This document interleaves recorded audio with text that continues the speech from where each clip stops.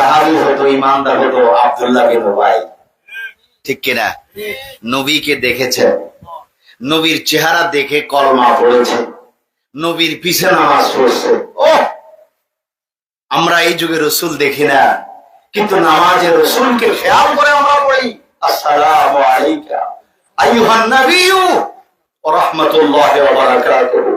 ইমাম গাজ্জালী বলেন, যখন নামাজে কেউ যখন আসসালামু আলাইকা আইয়ুহান নাবিয়্যু বলে নবীকে সালাম দিবে, ওই মুহূর্তে খেয়াল করতে হবে, ধ্যান করতে হবে, খেয়াল রাখতে হবে, যাকে সালাম দিচ্ছি তিনি আমার সামনে উপস্থিত হয়ে আছেন, তিনি আমার সালামের জবাব দিচ্ছেন, তিনি আমাকে দেখতে পাচ্ছেন। এইভাবে কেউ যদি নামাজ পড়ে আর রাসূলুল্লাহকে হাজির নাজির মেনে যদি কেউ পড়ে আসসালামু আলাইকা আইয়ুহান নাবিয়্যু ওয়া রাহমাতুল্লাহি ওয়া বারাকাতুহু, ওই ব্যক্তির নামাজ হয়ে যাবে মেরাজ এবং বেহেশতের দরজা খোলার চাবি। চিৎকার দিয়ে বলুন সুবহানাল্লাহ। ওই নামাজ আমরা চাই কি চাই না? আর যদি বলুন না, চান কি চান না? নামাজ চাই, যেন চারটার পিছনে নামাজ পড়বা বলছিলাম। শুধু নামাজই যদি বলি ইমানদার হওয়া যায়, তো আব্দুল্লাহ বিন উবাই বড় ইমানদার থাকতো, কিন্তু আব্দুল্লাহ বিন উবাই কি? মুনাফিক। জোরে বলুন, কি? মুনাফিক, বড় মুনাফিক। ইসলামের ক্ষতি কাফেররা যা করে নেই, সবচেয়ে বেশি করেছে মুনাফিকরা। যুগে যুগে মুনাফিক ছিল, রাসূলুল্লাহর জামানা থেকে ওই মুনাফিকদের উত্তরসূরিরা আজও ইসলামকে ধ্বংস করার জন্য পায়তারা করছে, ষড়যন্ত্র করছে। ঠিক কিনা? আমাদের বড় আফসোস হয়, আমাদের বড় দুঃখ লাগে, আমাদের বড় কষ্ট লাগে। ইসলাম যা হারাম করেছেন তা হারাম মানে হারাম। পৃথিবীর কোন দুনিয়াবী যুক্তিতে কোন মুফতি মুহাদ্দিস সেটাকে হালাল বানালে, জায়েজ বানালে, কোন শর্ত সাপেক্ষ বানালে সেটা হারাম হারামই হবে। মনে রাখবেন, এই দেশে যারা মাজারের বিরুদ্ধে খুব কঠোর, ঠিক তারাই আবার মূর্তি পাহারা দেওয়ার ব্যাপারে খুব নরম। ঠিক কিনা? মাজারের বিরুদ্ধে খুব কঠিন, খুব কঠোর। মাজারে যায় না, মাজারে যেতে দেয় না, শিরিক হবে। কি হবে? শিরিক হবে। কিন্তু ওনারা পূজা মণ্ডপে যায়, পূজা মণ্ডপে সেজদা দেয়, আল্লাহর শুকরিয়া আদায় করে। ওমা মাজারে যায় না, সেখানে শিরিক, তো পূজা মণ্ডপে গেলে ইবাদত। হ্যাঁ, পূজা মণ্ডপে গেলে কি ইবাদত হয় নাকি? অথচ রাসূল তা হারাম করেছেন।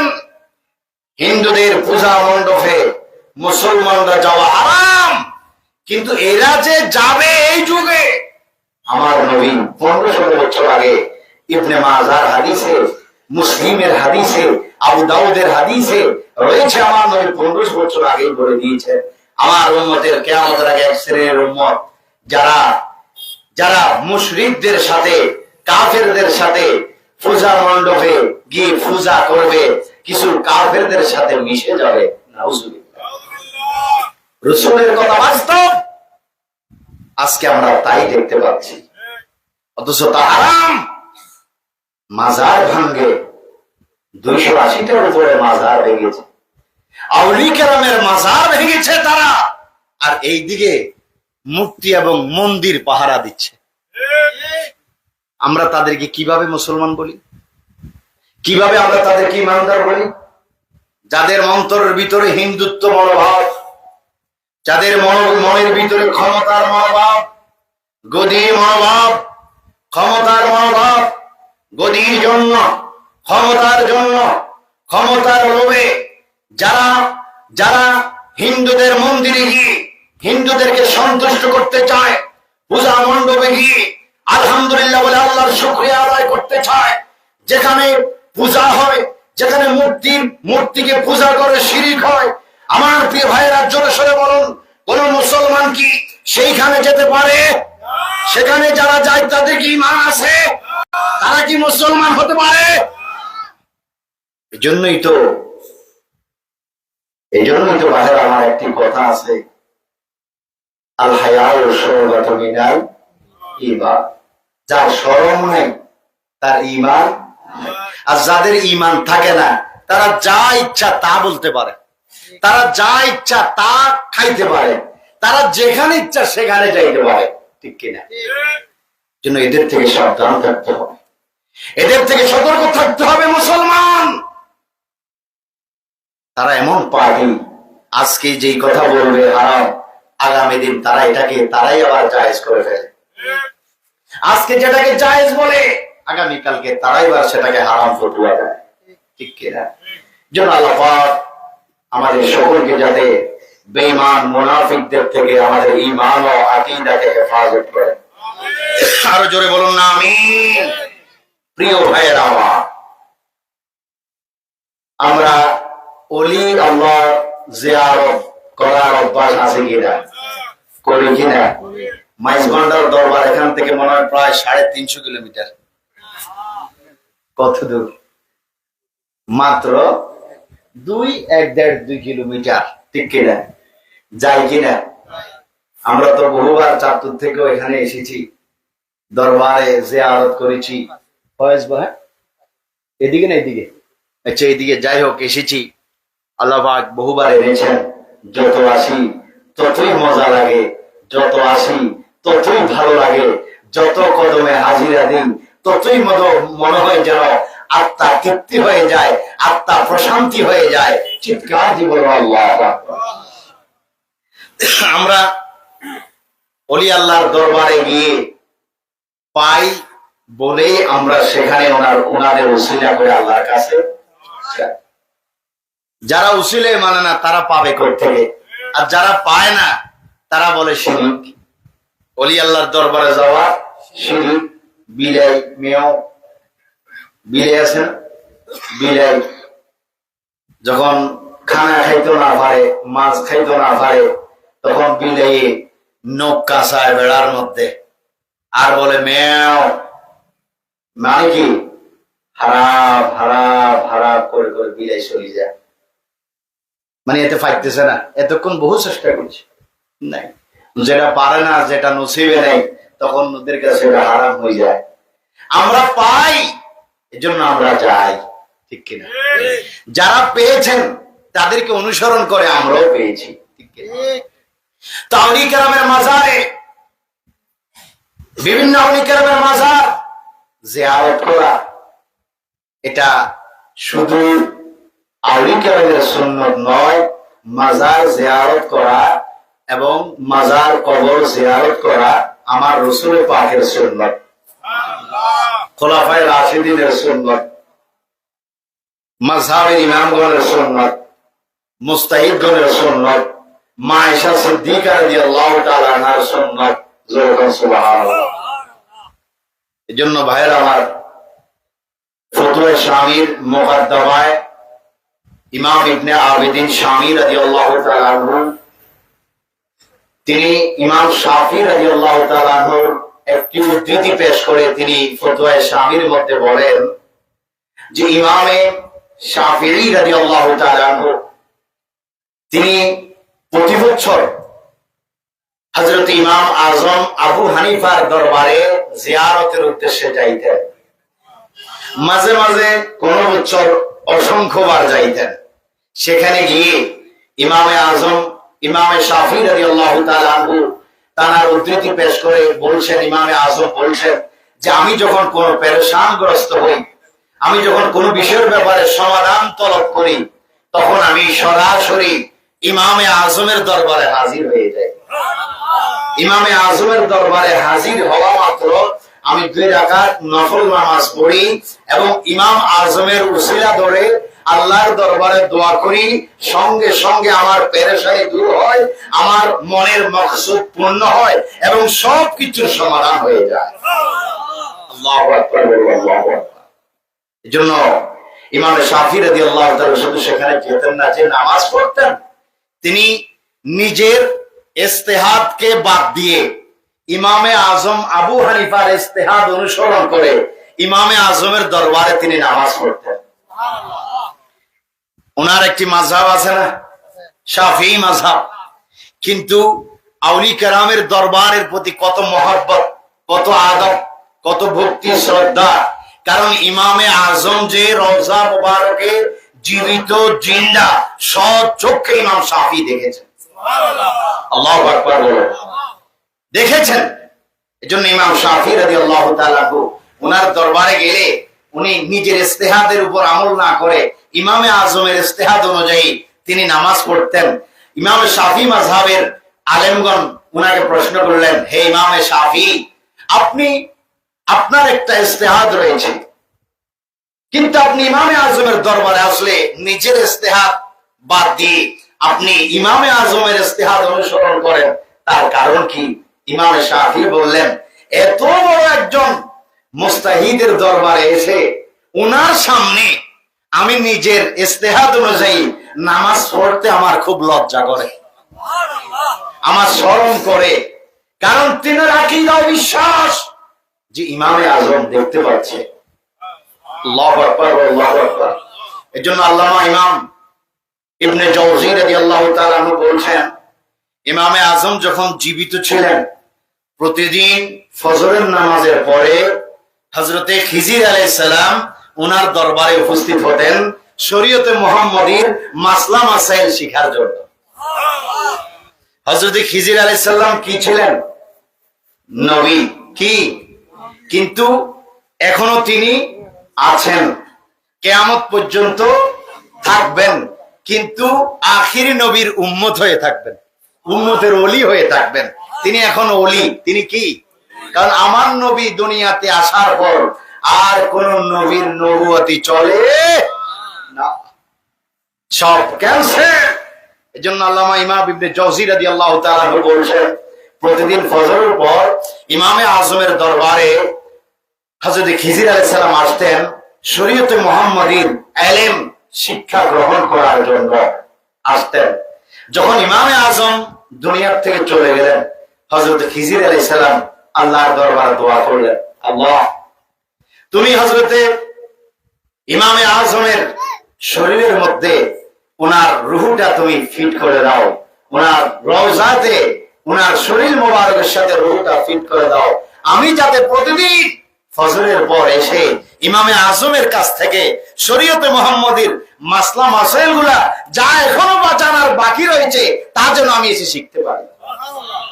আল্লাহু আকবার, আল্লাহু আকবার। এজন্য তিনি পূর্বের নেই ইমামে আজম দুনিয়া থেকে যাওয়ার পরও হযরত খিজির আলাইহিস সালাম প্রতিদিন সকালবেলা ওনার দরবারে আসতেন এবং ওনার থেকে মাসলা মাসাইল শিখতেন। সুবহানাল্লাহ, সুবহানাল্লাহ।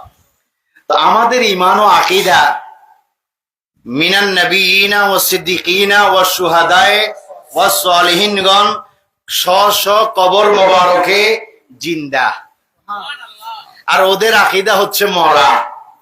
তো মরার কাছে যাই কিছু পাইবনি।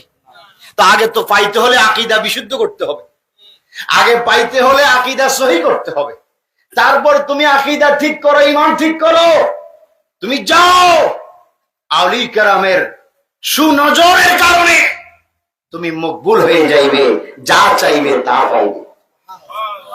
আরো জোরে কন্যা সুবহানাল্লাহ। ওলি আল্লাহর দরবার এমন একটা দরবার, যদি কোন একেবারে পাপী, একেবারে গুনাহগার, একেবারে বদকার কেউ যদি কোনদিন কোন হক্কানি ওলির নজর পড়ে যায়, আল্লাহ রাব্বুল আলামিন সঙ্গে সঙ্গে আল্লাহ রাব্বুল আলামিন তাকে পরিপূর্ণ হেদায়েত দান করে তাকে মুমিন মুত্তাকি বানিয়ে দেন। এজন্য মাওলানা রুমি রাদিয়াল্লাহু তাআলা বলেন, শত বছরের খাঁটি ইবাদতের চাইতে অলিগণের সহবত, কিছুক্ষণ সহবত অনেক উত্তম। আল্লাহু আকবার, আল্লাহু আকবার। অনেক উত্তম।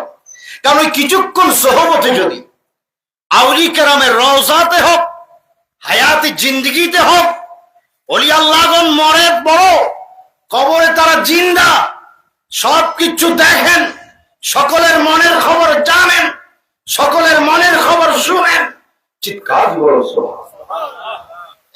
যদি নজর পড়ে যায়, যদি দৃষ্টি পড়ে যায়, শত বছরের ইবাদতের চাইতে আরো বেশি দামি হয়ে যায়।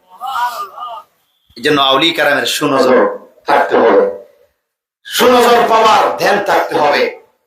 এজন্য আউলি আলেমদের মজলিসে বসতে হয় জিহ্বাকে সংযত করে। আলেমদের মজলিসে বসতে হয় জিহ্বাকে সংযত করে, আর আউলি কেরামের মজলিসে বসতে হয় অন্তরকে এবং জিহ্বাকে সংযত করে। আল্লাহু আকবার বলো, কত দরবার। এবার আউলি কেরামের দরবার বড় আদবের দরবার। কোন পাপী যদি, কোন গুনাহগার যদি বিগলিত অন্তর নিয়ে বা গুনার পাহাড় নিয়ে যদি কোন আল্লাহর মকবুল বান্দার কাছে ওলির দরবারে যায়, আর যদি নিজের অন্তরকে সংযত রেখে, নিজের জিহ্বাকে সংযত রেখে ওলি আল্লাহর কলবের প্রতি দৃষ্টি যদি দিয়ে দেয়, ওলি আল্লাহ সব কিছু দেখে। আর যদি এই মুহূর্তের মধ্যে যদি ওলি আল্লাহর নজর যদি পড়ে যায়, সঙ্গে সঙ্গে আল্লাহর ওলি হয়ে যায়। আল্লাহর ওলি কেমন সুনজর দেখেন। আল্লাহর ওলি হুজুরে গৌসে পাক মহিউদ্দিন আব্দুল কাদের জিলানী আল হাসানী ওয়াল হুসাইনী রাদিয়াল্লাহু তাআলা আনহু, তিনি বড় ওলি ছিলেন, অলিকুলের সম্রাট ছিলেন, অলিকুলের সরদার ছিলেন, অলিদের শিরশীলতা ছিলেন, অলিকুলের সম্রাট ছিলেন, রাসূল পাকের আওলাদ ছিলেন, আল হাসানী ছিলেন, ওয়াল হুসাইনী ছিলেন। সুবহানাল্লাহ বলেন। তিনি জুব্বা মোবারক পরিধান করে, দামিময় জুব্বা, চমৎকার জুব্বা, চমৎকার দামি সৌন্দর্যময় জুব্বা পরিধান করে তিনি রাস্তা দিয়ে চলতেছেন। কিছু কিছু সুর আছে আমাদের দেশে, যখন মানুষের মধ্যে দামি কিছু দেখতে পারে লোভ ঢুকে যায়, ঠিক কিনা? কতক্ষণে তা চুরি করবে, তা আত্মসাৎ করবে, একটা অন্তরের ভিতরে কুচিন্তার মনোভাব থেকে যায়, ঠিক কিনা ভাইরা আমার? আমাদের দেশে যথেষ্ট চুরি ডাকাতি আছে কিনা, ছিনতাইকারী হাইজাকারী আছে কিনা? আওয়াজে বোঝায় ফটিকছড়িতে নাই, ফটিকছড়ি চোর আসেনি, বদমাইশ আসেনি, ছিনতাইকারী আসেনি। আসেও ভাই, আছে হয়তো ফটিকছড়ির থানার চোর বদমাইশ গুলা তারা বাঁশখালী যাই ছিনতাই করে, বাঁশখালীর ছিনতাইকারী ফটিকছড়ি আসি ছিনতাই করে, ঠিক কিনা? কারণ চিহ্নিত বড় অসুবিধা হয়ে যাবে, ঠিক কিনা?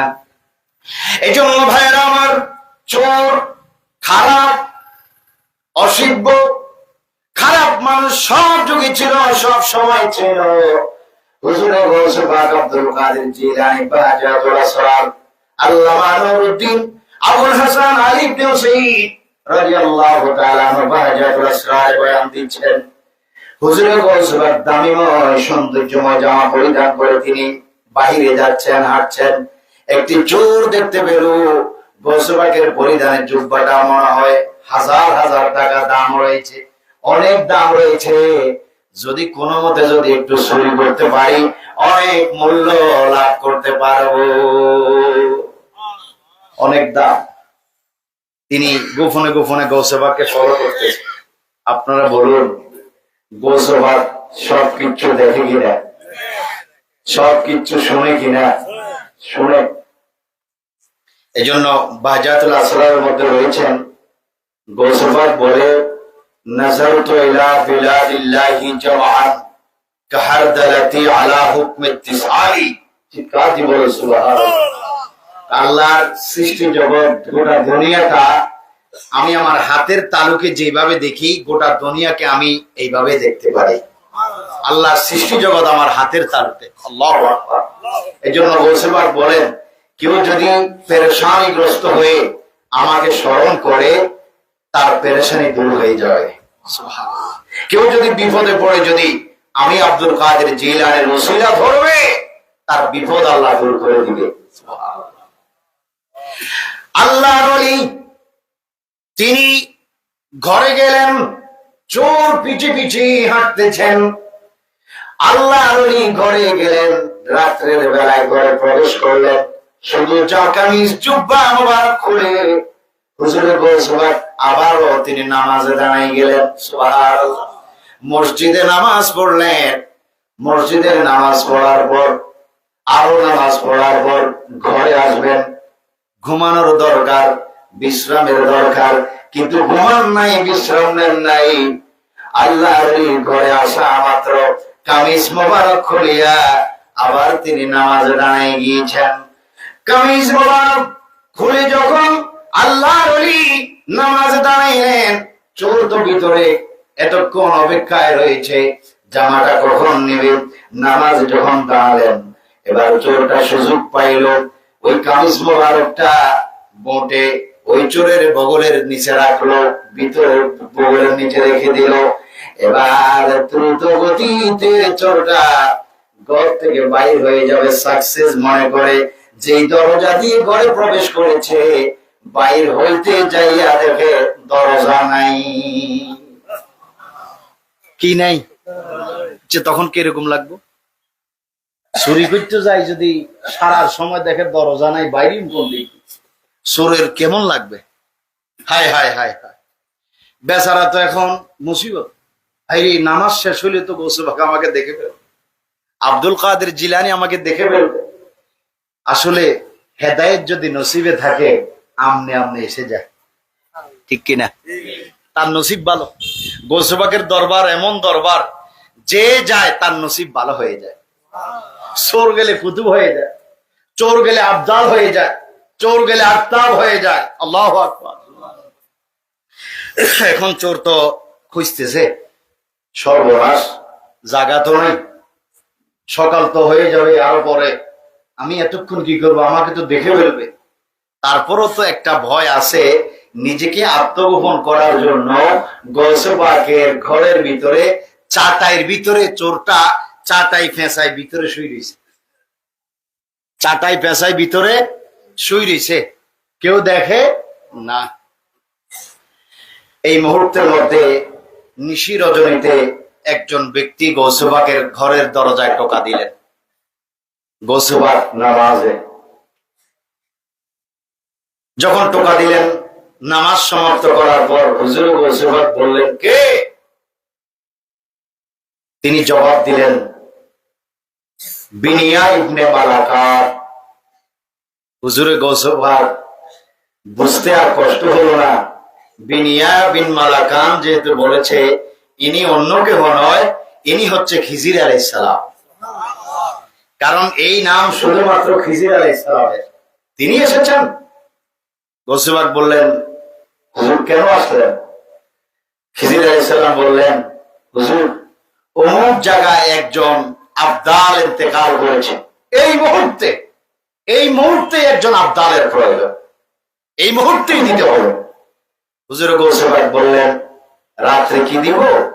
সকাল হোক, দেখি একজন আবদালের ব্যবস্থা করে আমি সেখানকার জন্য আবদাল মনোনীত করব।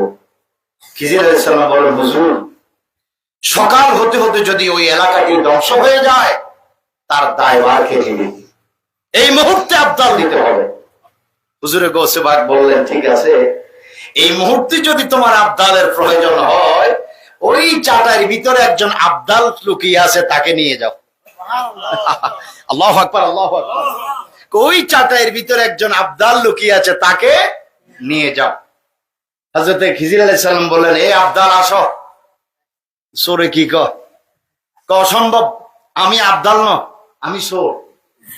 আমি আবদাল ন, আমি সোর। কয় না, তুমি আবদাল। কয় না, আমি সোর। কয় না, গৌসবাগ যেহেতু বলেছে তুমি আবদাল, তুমি আবদাল। খিজির আলাইহিস সালাম বললেন, হ্যাঁ তুমি আবদাল ছিল না, তুমি চোর ছিলে, তুমি খারাপ মানুষ ছিলে, তুমি চুরি করতে চোর ছিলে, কিন্তু গৌসবাগের ঘরে আসার পর তোমার দৃষ্টির মধ্যে গৌসবাগের নজর পড়ার কারণে তুমি আবদাল হয়ে গিয়েছো। চিৎকার দিয়ে বলুন সুবহানাল্লাহ। এজন্য হক্কানি ওলি আল্লাহর দরবারে গেলে যদি কোন হক্কানি ওলি আল্লাহর নজর পড়ে যায়, তিনি আল্লাহর ওলি হয়ে যায়। আমরা বুঝি না, আমরা শুনি না, আমরা দেখি না, আমরা বুঝতে পারি না। আমার বুঝার বাহিরে, আমাদের দেমাগের বাহিরে আমাদের চিন্তার বাহিরে কত অলি এমন আছে যাদেরকে আমরা সাধারণ মনে করি, ঠিক কিনা? কিন্তু আল্লাহর দরবারে তিনি অলি হয়ে বসে আছেন, ঠিক কিনা? সবাই একটু দরুদ শরীফ পড়ুন। আল্লাহুম্মা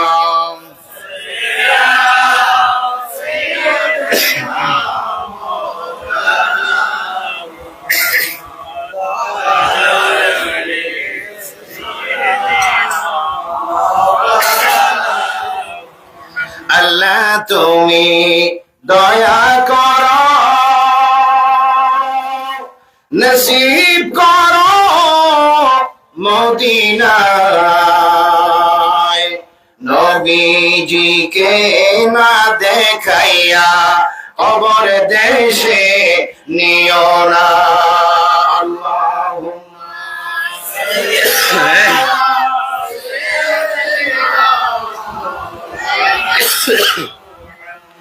وعلى آل سيدنا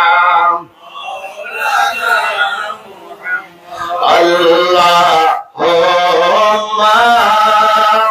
صل على محمد وعلى آله।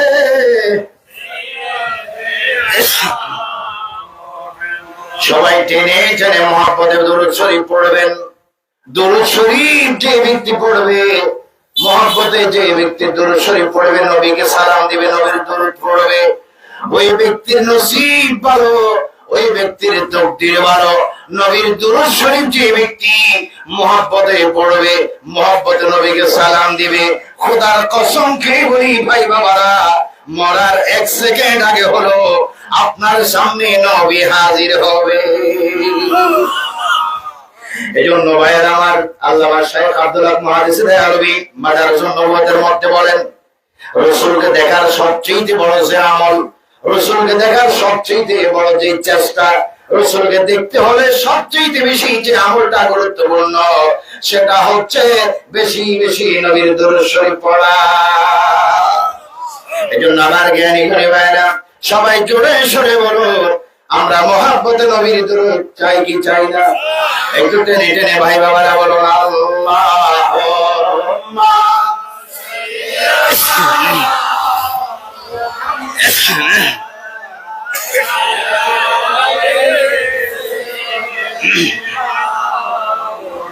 নবীর ইশকে যার দিল ভাই কান্দে না, রোজে হাশরে নবীর দেখা পাইবা না, রোজে হাশরে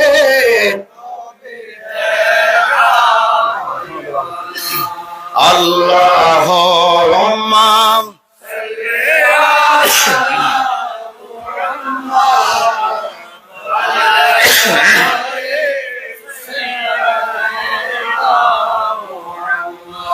নবীর ইশকে যার দিল ভাই কান্দে না, রোজে হাশরে নবীর দেখা পাইবা না, রোজে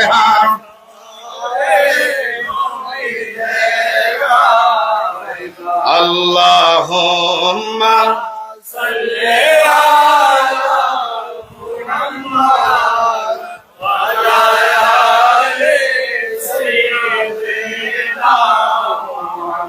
আলহামদুলিল্লাহ, আলহামদুলিল্লাহ। আমরা জিয়ারত করতে চাই কি চাই না? আমি ফাতিহা আজমের মাস তো শেষ, তারপরে ফাতিহা আজমের মাহফিল আমরা করছি গৌসে পাকের মহব্বতে, ঠিক কিনা? এই মহব্বতটাই যে মাহফিল আমরা করছি, এটার নামই হচ্ছে ফাতিহা আজমের মাহফিল। সুবহানাল্লাহ, সুবহানাল্লাহ। আমার ভাইয়েরা জোরে সরে বলুন, আউলি কেরামদেরকে আমরা শুধু মানি না, আমরা শুধু ভালোবাসি না, আমরা আউলি কেরামের দরবারে জিয়ারত করি কিনা, করার অভ্যাস আছে কিনা? এই করাটা কি আমাদের নিজের ব্যক্তিগত মন থেকে করি, নাকি এই জিয়ারতটা রাসূলের সুন্নাত? রাসূলের সুন্নাত, এটা নবীজির সুন্নাত জিয়ারত করা। কারণ কুনতু নাহাইতুকুম আন জিয়ারাতিল কুবুর আলা ফাসুরহা ফাইন্নাহা তুযাক্কিরুল আখিরাহ। নবীজি বলেন, ইসলামের প্রথম দিকে আমি তোমাদেরকে জিয়ারত করতে নিষেধ করেছি, কারণ তখন আমাদের মুসলমানদের ব্যক্তিগত কবরস্থান হয়নি। খ্রিস্টান যেখানে দাফন হয়েছে, ইহুদি যেখানে দাফন হয়েছে, সেখানে মুসলমানের লাশও দাফন হয়েছে। হয়তো সেখানে মুসলমান জিয়ারত করতে গেলে শিরিক হওয়ার সম্ভাবনা ছিল, এবং ততক্ষণ পর্যন্ত আমি আল্লাহ থেকে ওহী পাইনি জিয়ারত করার জন্য। এখন তোমাদেরকে বলছি, তোমরা জিয়ারত করো, বেশি বেশি করো, কারণ জিয়ারত করলে আখিরাতের কথা বেশি স্মরণ করো। আরো যদি বলুন না সুবহানাল্লাহ। এজন্য ফতোয়া শামির মধ্যে ইমাম ইবনে আবিদিন শামি রাদিয়াল্লাহু তাআলা আনহু একটি হাদিস উল্লেখ করেছেন। হাদিসটি বর্ণনা করেছেন ইবনে আবি শাইবা রাদিয়াল্লাহু তাআলা আনহু। এই অবিকল হাদিস রয়েছে তাফসীর কবিরের মধ্যে, তাফসীর দুররে মানসুরের মধ্যে। আল্লামা জালালউদ্দিন সুয়ুতী রাদিয়াল্লাহু তাআলা আনহু হাদিসখানা উল্লেখ করেছেন। উহুদের যুদ্ধের পর শুহাদায়ে কেরামের মাজার যখন সেখানে কবর যখন সেখানে দাফন হলো, তখন আমার প্রিয় নবী মুহাম্মদ রাসূলুল্লাহ সাল্লাল্লাহু আলাইহি ওয়াসাল্লাম সাহাবায়ে কেরামদেরকে নিয়ে উহুদের যুদ্ধে শুহাদায়ে কেরামের কবরে মাজারে নবীজি জিয়ারত করতেন। গিয়ে নবীজি সালাম দিতেন, তোমাদের উপর আল্লাহর শান্তি বর্ষিত হোক, তোমাদের উপর আল্লাহর রহমত বর্ষিত হোক, তোমরা খুব শান্তিতে রয়েছো। দুনিয়ার সুখ শান্তির থেকে আখিরাতের শান্তি কতই না উত্তম। সুবহানাল্লাহ। নবীজি যতদিন হায়াতি জিন্দেগিতে ছিলেন, সাহাবায়ে কেরাম নিয়ে প্রতি বছর উহুদের শুহাদায়ে কেরামের মাজারে জিয়ারত করতেন। নবী চলে যাওয়ার পর আবু বকর, ওমর, ওসমান, আলী, এই খোলাফায়ে রাশিদিন, তারা চারজন তাদের যুগে তারা এই রাসূল পাকের অনুসরণ করে তারাও প্রতি বছর উহুদের ময়দানে শুহাদায়ে কেরামের মাজারে গিয়ে তারাও নবীর সুন্নাত মোতাবেক জিয়ারত করেছে। আরো জোরে বলুন না সুবহানাল্লাহ। শুধু তাই নয়, মা আয়েশা সিদ্দিকা রাদিয়াল্লাহু তাআলা আনহার বড় ভাই আব্দুর রহমান বিন আবু বকর, তিনি মক্কায় থাকতেন, তিনি সেখানে ইন্তেকাল করেছেন। মক্কায় তার দাফন হয়েছে। হযরত মা আয়েশা সিদ্দিকা মদিনায় থাকতেন। হযরত আব্দুর রহমান বিন আবু বকর ইন্তেকাল করার পর ওনার লাশ যখন মক্কায় দাফন হয়েছে, হযরত মা আয়েশা সিদ্দিকা রাদিয়াল্লাহু তাআলা আনহা সব সময় রাসূলুল্লাহকে দেখতেন। নিশি রজনীতে রাসূলুল্লাহ হুজরা মুবারক থেকে বাইর হয়ে যেতেন, তলব করে পাইতেন জান্নাতুল বাকিতে। নবীজি সাহাবায়ে কেরামের কবরের পাশে দাঁড়িয়ে নবীজি হাত তুলে আল্লাহর দরবারে দোয়া করতেন, কাঁদতেন। মা আয়েশা সিদ্দিকা দেখতেন নবীজি প্রায় সময় রাত্রে খুঁজে পেতেন না নবীকে, গিয়ে দেখতেন জান্নাতুল বাকিতে জিয়ারত করতেছেন। রাসূলুল্লাহ দুনিয়া থেকে যাওয়ার পর মা আয়েশা সিদ্দিকা রাদিয়াল্লাহু তাআলা আনহা নিজের আপন ভাই, নিজের, অনেকে বলে দূর দেশে জিয়ারতের উদ্দেশ্যে সফর করা হারাম, এমনকি বলে রাসূল পাকের রওজা মুবারক জিয়ারতের উদ্দেশ্যে মদিনায় যাওয়া হারাম, শিরক, নাউজুবিল্লাহ বলুন। কিন্তু মা আয়েশা সিদ্দিকার হাদিস থেকে প্রমাণ হয় না, বরঞ্চ জিয়ারত করা তো সুন্নত, এমনকি দূর দেশেও জিয়ারতের উদ্দেশ্যে সফর করাও সুন্নত। চিৎকার দিয়ে বলুন সুবহানাল্লাহ। এজন্য আমরা অনেক সময় জিয়ারতের উদ্দেশ্যে আপনার মাইজবান্ডার দরবারে আসি, আপনারা যান। আবার আমরা অনেক সময় সিলেটের শাহজালাল ইয়ামানির মাজারে জিয়ারতে যাই, চট্টগ্রামের শহর কুতুব শাহী আমানতের জিয়ারতে যাই, শাহ মহসিন আউলিয়ার জিয়ারতে যাই, বাগদাদের জমিনে হুজুর গৌস পাকের জিয়ারতের খেয়ালে জিয়ারতের উদ্দেশ্যে যান। আবার গরিবে নামাজের দরবারে যান, আবার বাউদ্দিন নকশবন্দি মুজাদ্দিদ আল-বিসানের দরবারে যান, ইমামে আজমের দরবারে সমর্থ হয়ে যান, আউলি কারামের দরবারে যান। এটা শুধু সাহাবায়ে কেরামের সুন্নাত নয়, এটা মা আয়েশা সিদ্দিকার সুন্নাত, আমার নবীজির সুন্নাত। উচ্চ স্বরে কোন সুবহানাল্লাহ। মা আয়েশা সিদ্দিকা তিনি প্রতি বছর ওনার বড় ভাই আব্দুর রহমান বিন আবু বকরের মাজার কবর জিয়ারত করার জন্য শুধু মদিনা থেকে মক্কায় গমন করে তিনি জিয়ারত করে আবার মদিনায় ফিরত আসতেন। উনি 58 হিজরিতে ইন্তেকাল করেছেন। 58 হিজরি পর্যন্ত মা আয়েশা সিদ্দিকা প্রতি বছর আপন ভাইয়ের কবর জিয়ারত করার জন্য মক্কা থেকে মদিনায়, মদিনা থেকে মক্কায় সফর করতেন। এই অভ্যাস আমাদের আছে কিনা? তো যারা বলে জিয়ারতের উদ্দেশ্যে দূর দেশে সফর করা শিরিক, তো তাদের কথা মতো এই শিরিকের ফতুয়া মা আয়েশা সিদ্দিকার উপর পড়ে। তো যাদের এই ফতুয়া মা আয়েশা সিদ্দিকার উপর পড়বে, সাহাবায়ে কেরামের উপর পড়বে, আপনারা বলুন তাদের কি ঈমান থাকবে? তাদের কি ঈমান থাকবে? না। শুধু তা নয়, জিয়ারত করা সাহাবায়ে কেরামের সুন্নাত, জিয়ারতের উদ্দেশ্যে দূরে সফর করা নবীর সাহাবীর সুন্নাত। সাহাবীদের মধ্যে একজন সাহাবী যার নাম হচ্ছে হযরতে বেলাল হাবশী রাদিয়াল্লাহু তাআলা। এই জিয়ারতের ওয়াজটা করেই আমি আপনাদের নিকট সামান্য গৌসে পাকের স্মরণে কিছু আলোচনা করব। আপনাদের কোনো কষ্ট হয়নি বাবা? কোনো খারাপ লাগেনি? অসুবিধা হয়নি? ওয়াজ যদিও কম করার ইচ্ছা ছিল, একটু বেশি করলে কবিরা গুলো বলি, সগীরা গুলো বলি। মঞ্চের কেউ কষ্ট হয়নি? চলতুনি করি না, অসুবিধা কি?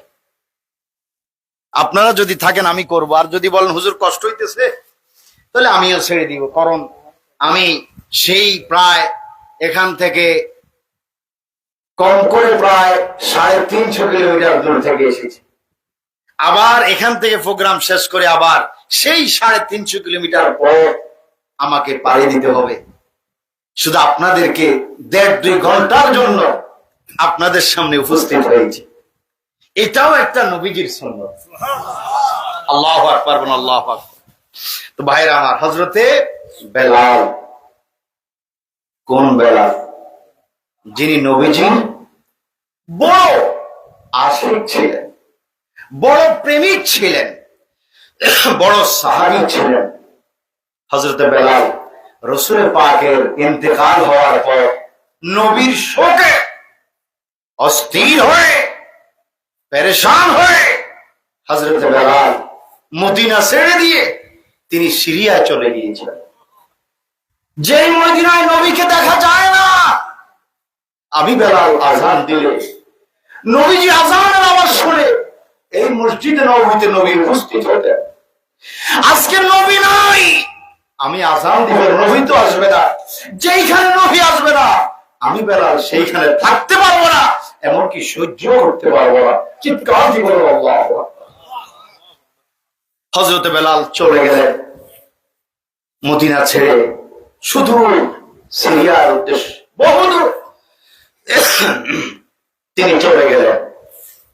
আর ওই হযরতে বেলাল এমন একজন বেলাল যিনি জীবনের সবকিছু রাসূলুল্লাহর প্রেমে কুরবান করে দিয়েছেন, যিনি ছিলেন সবচেয়ে কালো বর্ণের একজন সাহাবী, যিনি ছিলেন আফ্রিকান সাহাবী, একেবারে কালো, শুধু চোখগুলা দেখা যাইত, দান মোবারক দেখা যাইত, আর খুব কালো।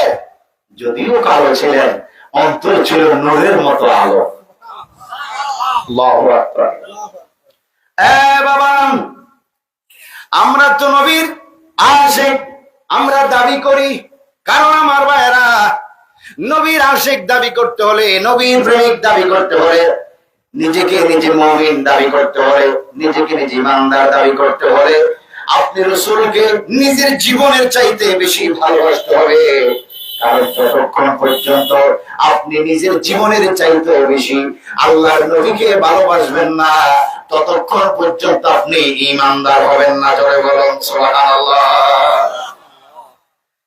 আমরা তো এটা দাবি করি, এটা আমাদের দাবি, এটা আমাদের ঈমানের দাবি, এটা আমাদের প্রেমের দাবি নয়, এটা রাসূল পাকের হাদিস। লা ইউমিনু আহাদুকুম হাত্তা ইয়াকুনা আহাব্বা ইলাইহি মিন ওয়ালিদিহি ওয়া ওয়ালাদিহি ওয়ান নাসি আজমাইন। আল্লাহ রাসূল বলেন, উম্মত ততক্ষণ পর্যন্ত তোমরা পরিপূর্ণ মুমিন হতে পারবে না, পরিপূর্ণ ঈমানদার হতে পারবে না, যতক্ষণ পর্যন্ত তুমি তোমার মা বাবা থেকে, পরিবার বর্গ থেকে, এমনকি নিজের জীবনের থেকে বেশি আমি রাসূলুল্লাহকে ভালো না বাসবে। জোরে বলুন সুবহানাল্লাহ। সাহাবায়ে কেরাম আমার নবীকে নিজেদের জীবনের থেকেও বেশি আল্লাহর নবীকে ভালোবেসেছেন, আল্লাহর নবীকে মহব্বত করেছেন। এজন্য তারা আল্লাহর কাছে দামি হয়েছেন। রাদিয়াল্লাহু আনহুম ওয়া রাদু আন, যালিকা লিমান খাশিয়া রাব্বাহ হয়েছেন, রাসূলের কাছে দামি হয়েছেন। সাহাবায়ে কেরাম তারা নিজেদের জীবনের থেকে বেশি আল্লাহর নবীকে বেশি মহব্বত করার কারণে বদরের ময়দানে জিহাদ করতে তারা দ্বিধা করে নাই, উহুদের ময়দানে জিহাদ করতে গিয়ে দ্বিধা করেন নাই। তারা বলছে প্রয়োজনে জীবন চলে যাবে, প্রয়োজনে শহীদ হয়ে যাব, তারপরও আল্লাহর নবীর প্রেমে নিজেদের জীবনকে আমরা কোরবান করে দিব। জোরে বলুন সুবহানাল্লাহ। হযরত বারাম তিনি একজনের কৃতদাস ছিলেন, যার নাম ছিল উমাইয়া ইবনে খালফ। হযরত বেলাল আমার নবীকে একদিন স্বচক্ষে তিনি দেখতে পেলেন, তিনি দেখে অবাক হয়ে গেলেন, পেরেশান হয়ে গেলেন।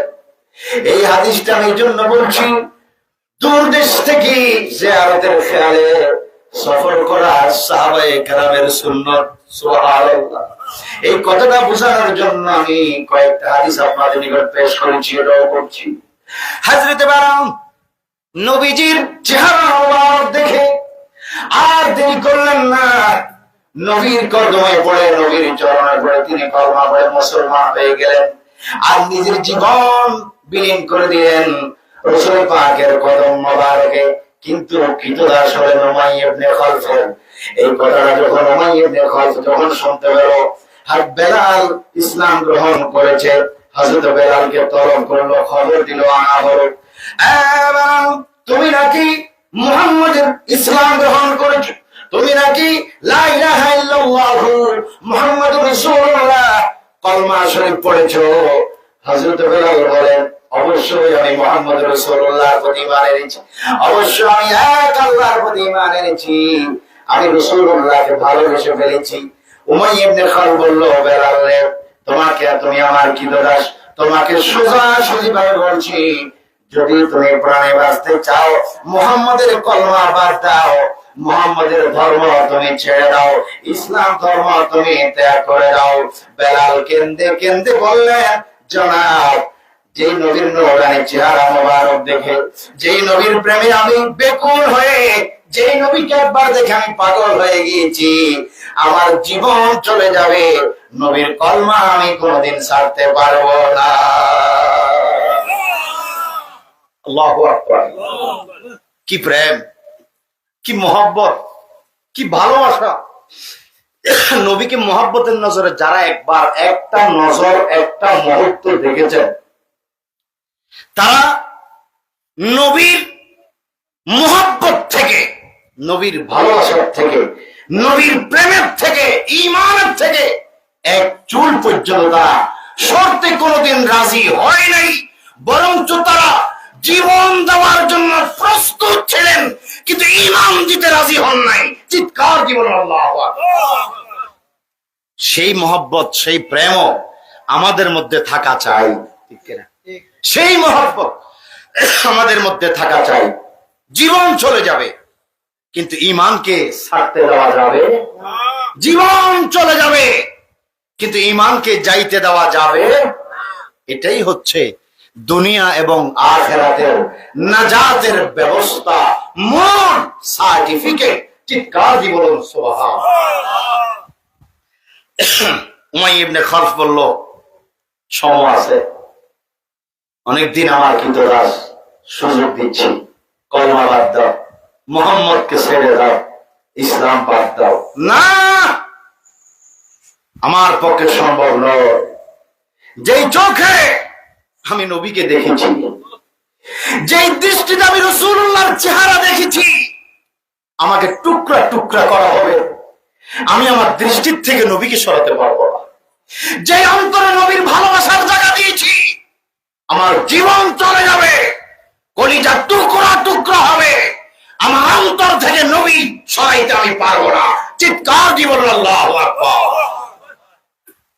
নবীর প্রেম হওয়া চাই এমন, টাকার কাছে বিক্রি হওয়া যাবে না, ডলারের কাছে বিক্রি হওয়া যাবে না, দুনিয়ার ধন সম্পদ অর্থের কাছে ঈমানকে বিক্রি করা যাবে না, নাইলে দুনিয়াও শেষ, আবার আখিরাতও সব শেষ।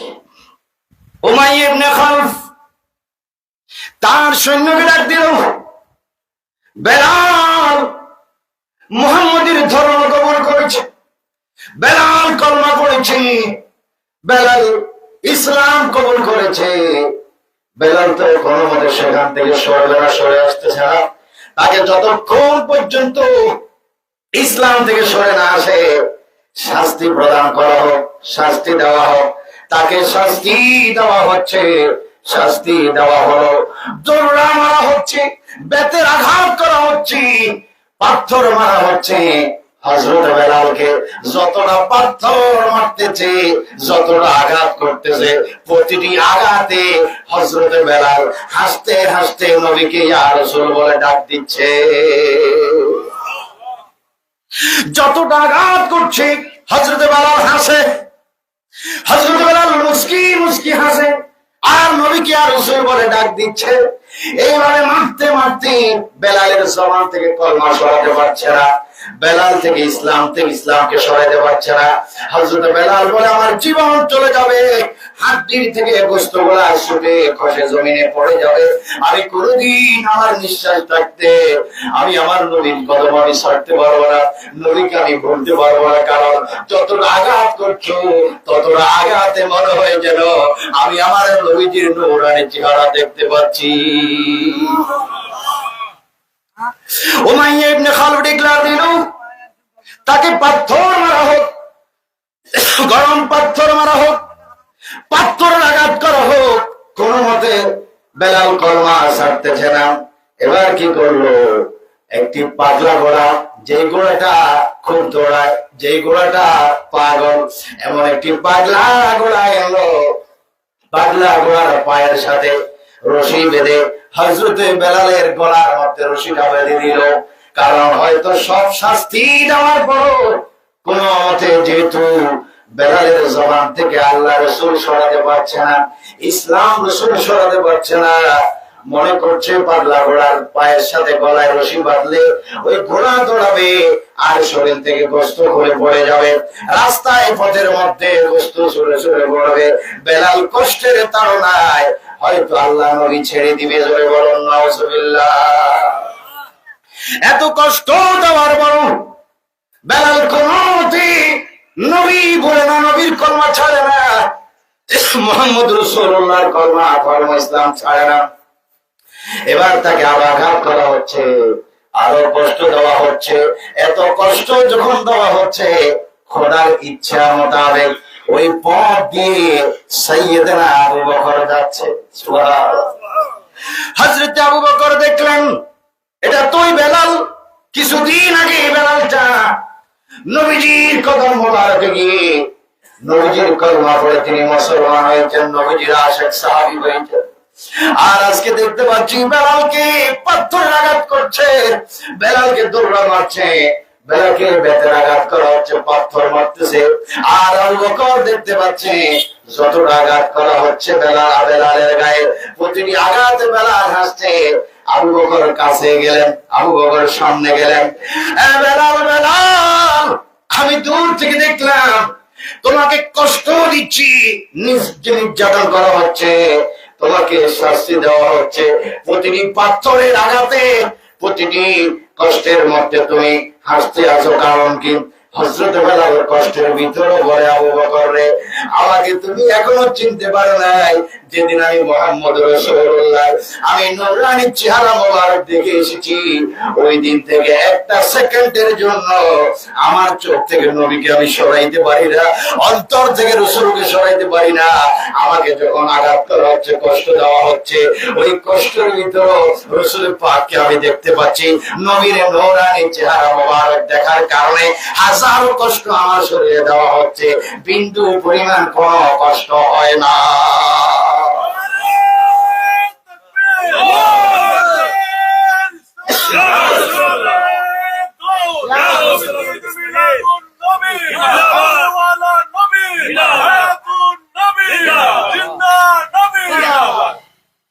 বিন্দু পরিমাণ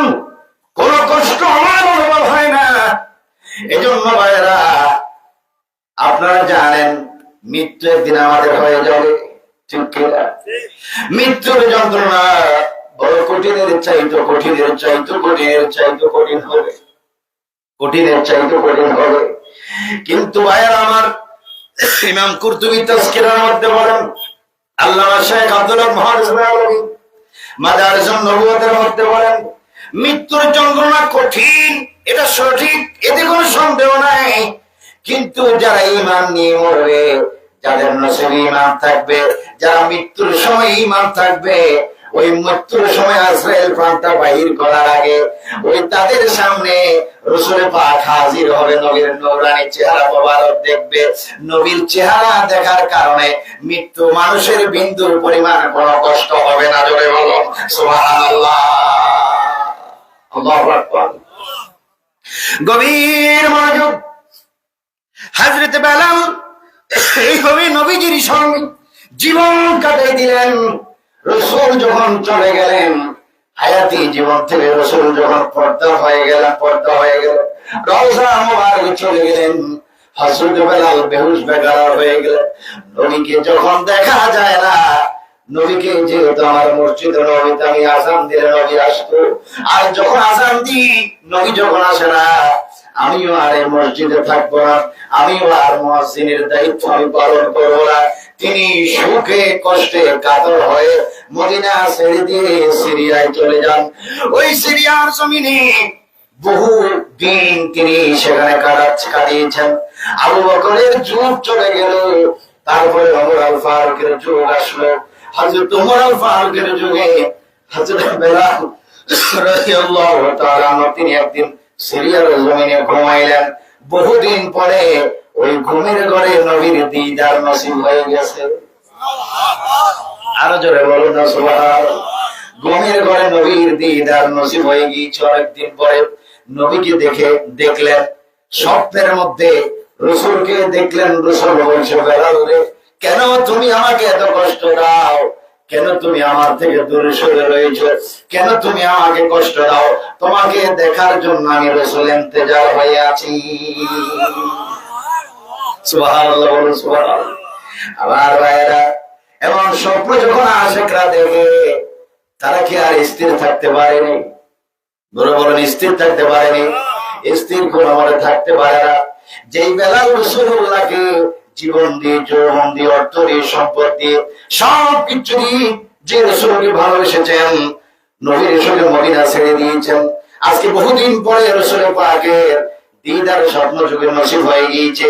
হযরত বেলাল সকাল হওয়া মাত্র ওই ঘুম ভাঙার পর আর ঘুমান নাই, ফজরের নামাজ পড়লেন, ঘোড়ায় সাওয়ার হলেন, নবীর রওজা মুবারক জিয়ারত করার জন্য ওই ঘোড়ায় সাওয়ার হয়ে মদিনার উদ্দেশ্যে রওনা হয়েছেন। জোরে বলুন সুবহানাল্লাহ। কারণ রাসূল পাকের জিয়ারতের ফজিলত বর্ণনা করতে গিয়ে নবী বলেন, মান জারা কবরি ওয়াজাবাত লাহু শাফাআতি। রাসূল বলেন, যে ব্যক্তি আমি নবীর রওজা মুবারক জিয়ারত করবে এবং আমি নবীর রওজা জিয়ারতের খেয়াল করে যারা আমি নবীর দরবারে আসবে, জিয়ারত করবে, তাদের জন্য শাফাআত করা হাসরের মাঠে আমি নবীর উপর ওয়াজিব হয়ে যাবে। আরো জোরে বলুন না সুবহানাল্লাহ। আমরা যারা মদিনায় যেতে পারি না, যেতে মন চায়, অর্থ নাই, সম্পদ নাই, জিয়ারত থেকে আমরা বঞ্চিত হচ্ছি, আমরা কি নবীর শাফাআত পাবো না? জোরে বলুন, পাবো না? ওয়ালাউ আন্নাহুম ইয যালামু আনফুসাহুম জাউকা ফাস্তাগফিরুল্লাহ ওয়াস্তাগফারা লাহুমুর রাসূল লাওয়াজাদুল্লাহা তাওয়াবার রহিমা।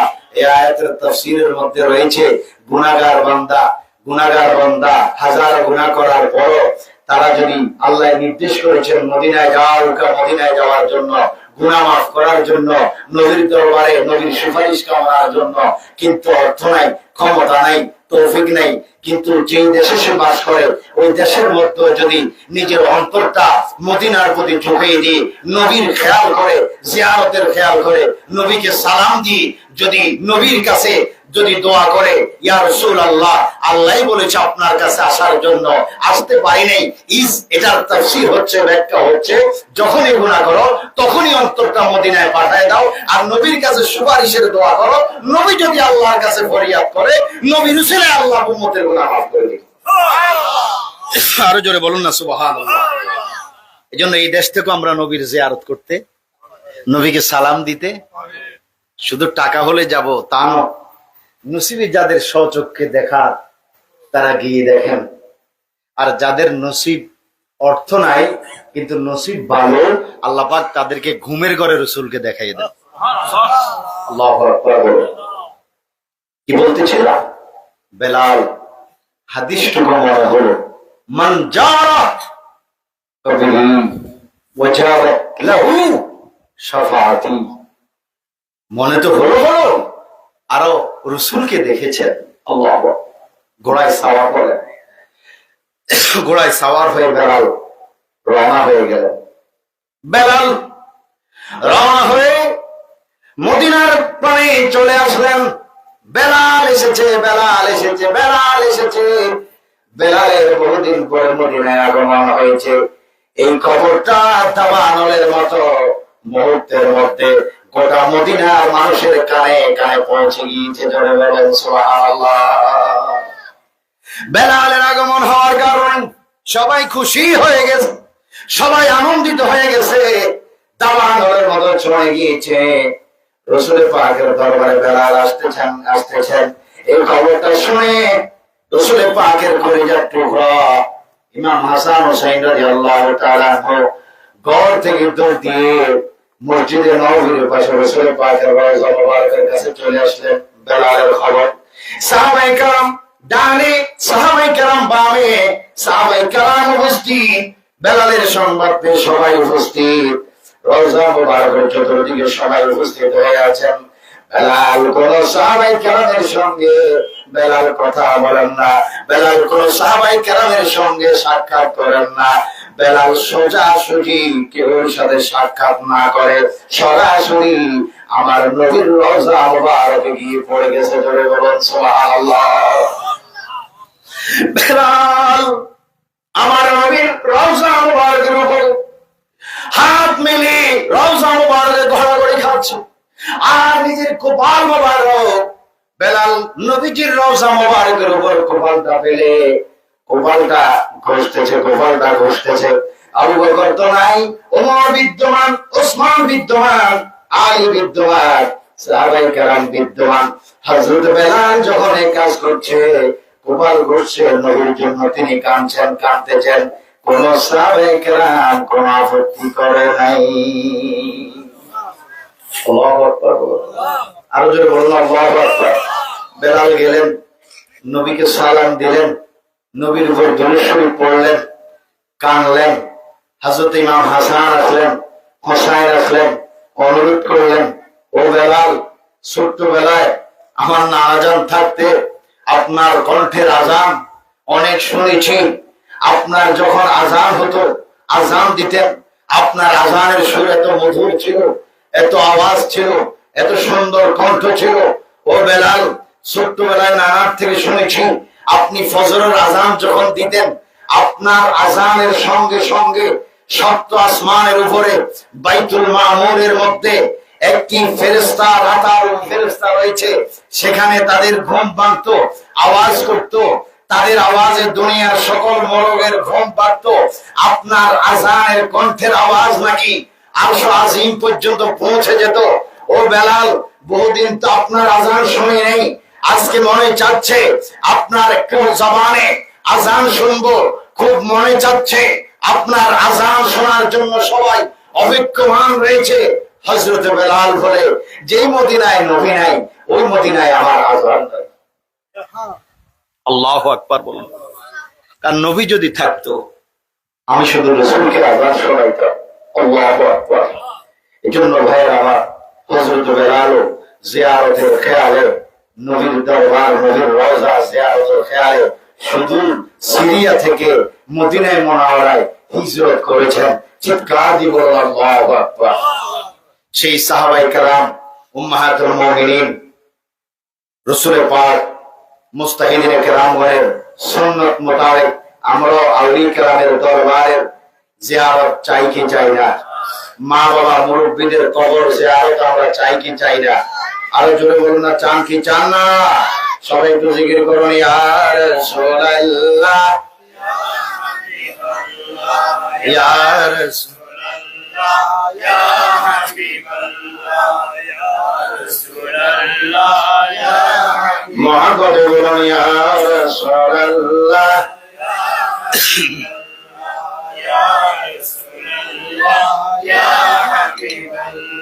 অন্ধকার কবরে যখন দিবে আমাকে, থাকিবেন নবী গো আমারই কবরে, দেখিব আপনাকে আপন নয়নে, দেখিব আপনাকে আপন নয়নে, ইয়া রাসূলুল্লাহ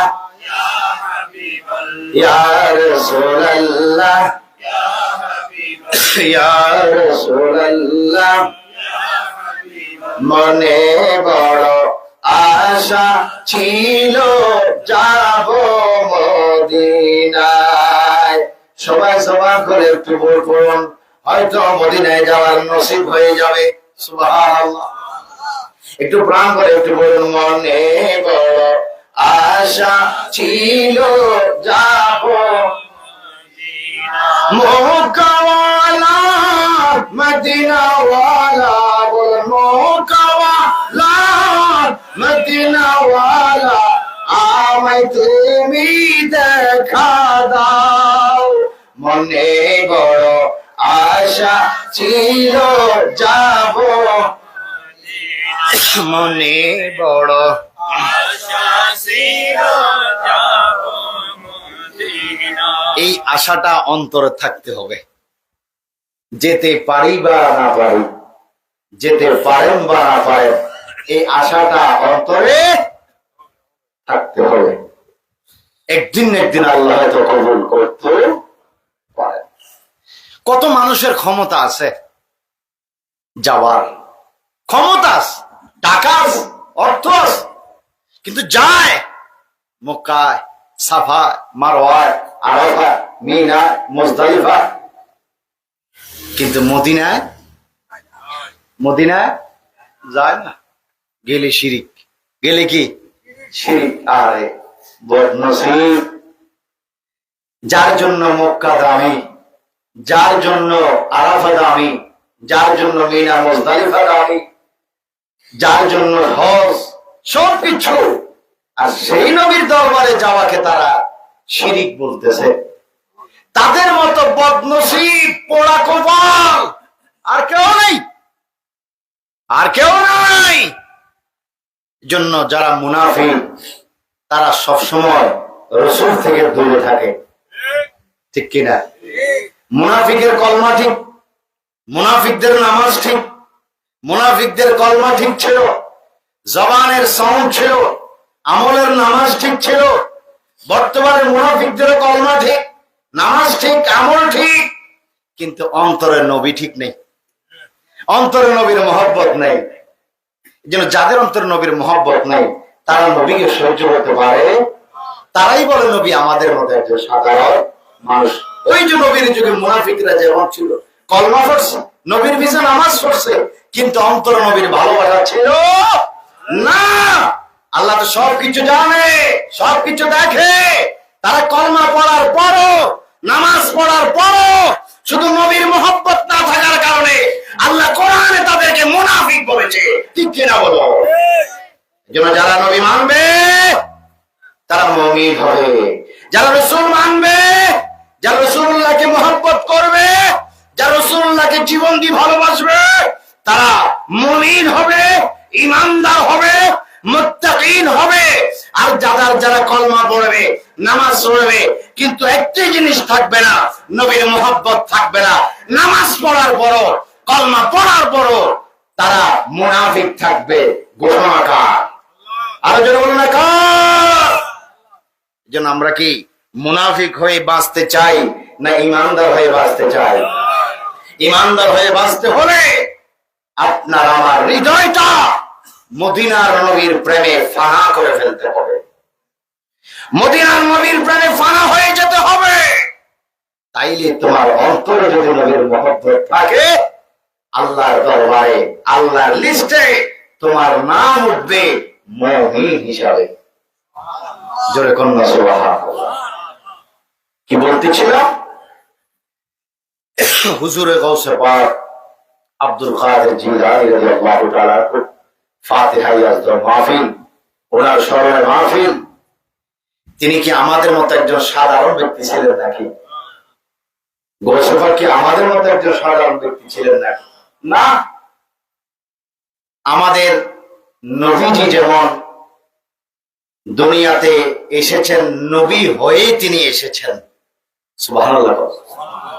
আমাদের নবী কি দুনিয়াতে আসার পর 40 বছর পরে নবী হয়েছেন, না নবী হয়ে তিনি এসেছেন? সমস্ত নবীগণ আসার পর নবী হন নাই, ওনারা নবী হয়ে তারা দুনিয়াতে এসেছেন। তেমনি ভাবে আমাদের নবীর আওলাদ, অলিকুলের সম্রাট হুজুরে গাউসে পাকও তিনি অলি হয়ে তিনি এসেছেন। আমাদের নবীর যেমনি ভাবে বেমিসাল মুজিজা, হুজুরে গাউসে পাকেরও বেমিসাল কারামত। আল্লাহু আকবার বলো। জন্য তিনি নবীজির বংশধর ছিলেন, আওলাদ ছিলেন, মাও ছিলেন ইমাম হুসাইনের বংশধর, বাবা ছিলেন ইমাম হাসান রাদিয়াল্লাহু তাআলা বংশধর। মনে রাখবেন, মা যদি ভালো হন, বাবা যদি ভালো হন, মা যদি পর্দাশীল হন, বাবা যদি আবেদ হন, মা যদি আবেদা হন, মা যদি সালেহা হয়, মা যদি নেককার হয়, বাবা যদি হালাল বক্ষণকারী হয়, মা যদি হালাল বক্ষণকারী হয়, শরীয়ত তরিকত মোতাবেক, রাসূলুল্লাহর সুন্নাত মোতাবেক, রাসূলুল্লাহর আদর্শ মোতাবেক যদি কোনো মা তার জীবনকে পরিচালনা করতে পারে, যদি কোনো বাবা তার জীবনকে পরিচালনা করতে পারে, খোদার কসম ওই ঘরে আল্লাহ ওলি পাঠান। জোরে কোন সুবহানাল্লাহ। কারণ কিয়ামতের আগ পর্যন্ত বেলায়েতের দরজা খোলা। কিন্তু আজকে যথেষ্ট আমাদের দেশে ওলি আছে, নামের ওলি, প্রকৃত ওলি একেবারে কম। দুনিয়াদার ওলি যথেষ্ট পাওয়া যায়। ভণ্ড ওলিদের কারণে হক্কানি নায়েব রাসূল ওলি কেরামদের সমালোচনা হচ্ছে, ঠিক কিনা?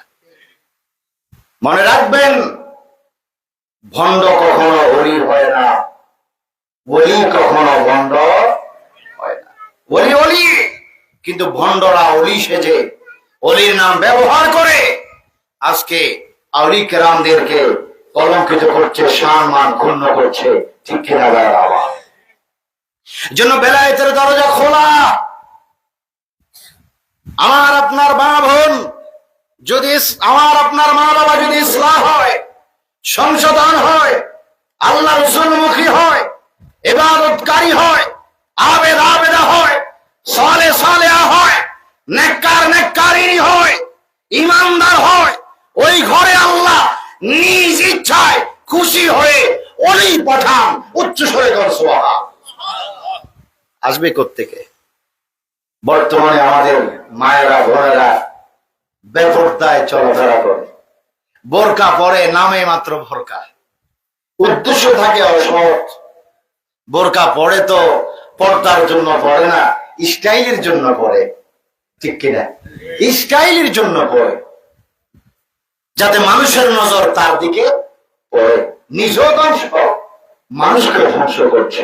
দাইয়ুস যারা বেপরদা নারী, যারা অন্য পর পুরুষকে আকৃষ্ট করার জন্য পোশাক পরিধান করে, সাজগোজ করে, হাদিসে রাসূল তাদেরকে দাইয়ুস বলেছে।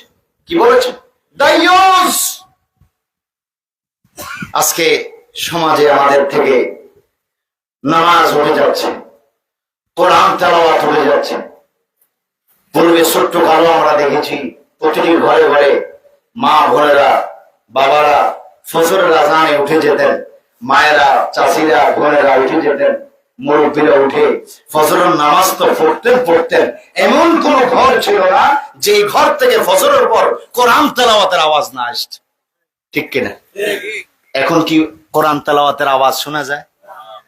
রাত্রেও কি শোনা যায় না? উঠে গিয়েছে ওই যে কোরআন তাকের উপর গিলাফে পেঁচিয়ে রেখে দিয়েছে, বালু গুণের গণি পড়ে গিলাফ ময়লা হয়ে গিয়েছে, তেলাওয়াতের কোন খবর। অভিশাপ দিচ্ছে। তো খোদার গজব আসবে না তো কি আসবে? গজব আসবে না তো কি আসবে? আজকে তেলাওয়াত বন্ধ হয়ে গিয়েছে, নামাজ বন্ধ হয়ে গিয়েছে। ফজরের সময় উঠার দূরের কথা, যদি কোনো মতে 8টা বাজে বিবিকে ডাক দেয়, উঠো নাস্তা খাবো, অভিশাপও দিতে পারে যে আমার স্বামীটা বড় বেয়াদব হয়ে গেছে, 8টা বাজে ডাকতেছে। তুমি জানো না আমি 4টা বাজে ঘুমাইছি ফেসবুক চাই? তুমি জানো না আমি 4:30 বাজে আজানের সময় আমি ফেসবুক থেকে বাইর হয়ে ঘুমাইছি, আমার ঘুম পড়ছে নাকি? এগুলার জন্য স্বামী স্ত্রীর মধ্যে দ্বন্দ্ব হয়, কথার কাটাকাটি হয়, ইত্যাদি ইত্যাদি। আবার এই সমস্ত বাবারা মায়েরা আবার সন্তান জন্ম দেওয়ার পর সন্তান বড় হলে বেয়াদবি করলে সমাজে বিচার দেয়, আমার ছেলে বেয়াদব, আমার সন্তান বেয়াদব। মা বাবা সন্তানের বিরুদ্ধে অভিযোগ করে, আরে বেয়াদব সন্তান হবে না কেন? বৃক্ষ তোমার নাম কি? ফলের পরিচয়। মা বাবা যদি ভালো হতো, সন্তান ভূমিষ্ঠ হওয়ার পর ওই সন্তান আদববান হতো, নেককার হতো, আল্লাহওয়ালা হতো, নামাজি হতো, সৎবান হতো, সততা হতো, ন্যায় নীতিবান হতো, ঠিক কিনা ভাইরা? আজকে সমাজে মা ছেলের বিরুদ্ধে অভিযোগ দেয়, বাবা ছেলের বিরুদ্ধে অভিযোগ দেয়, ছেলেরাও সন্তানেরাও মা বাবার বিরুদ্ধে অভিযোগ দেয়। কেন দেয়? এগুলা নিজের কর্মের ফল। জোরে বল, নিজেদের কর্মের ফল। ভাইয়েরা আমার, পর্দানিসীন মা বোনেরা, যাদের কানে আওয়াজ যাচ্ছে শুনুন, যদি এই দুনিয়াতে ইসলাহ হতে না পারেন, এই দুনিয়াতে যদি সংশোধন হতে না পারেন, আজরাইল যেদিন উপস্থিত হয়ে যাবে সেদিন আর কোন রেহাই নাই। সেদিন বাঁচার চেষ্টা করলেও বাঁচা সম্ভব হবে না। এজন্য সময় থাকতে, সুযোগ থাকতে আমাদেরকে ইসলাহ হতে হবে, সংশোধন হতে হবে। আমরা যদি নামাজি হই, আমরা যদি আল্লাহওয়ালা হই, আমরা যদি ইবাদতকারী হই, আমরা যদি নেককার হই, নেককারিনী হই, খোদার কসম সন্তানের বিরুদ্ধে আমাদের অভিযোগ দিতে হবে না, সন্তান আমাদের বিরুদ্ধে অভিযোগ দেওয়া লাগবে না। কারণ আমরা ভালো হলে সন্তান ভালো হবে, আল্লাহওয়ালা হবে, নেককার হবে, ওয়ালি হবে। চিৎকার দিয়ে বলুন সুবহানাল্লাহ। এমন সন্তান ঘরে ঘরে থাকার দরকার আছে কিনা? আরো জোরে কন্যা আছে কিনা? এজন্য আগে আমাদেরকে ভালো হতে হবে, ঠিক কিনা? যারা বুড়ো হয়ে গেছেন আর কি করবে? আল্লাহর কাছে চাইতে হবে, প্রত্যেক মুহূর্ত আল্লাহর কাছে তওবা করতে হবে, তওবাতুন নাসুহা করতে হবে।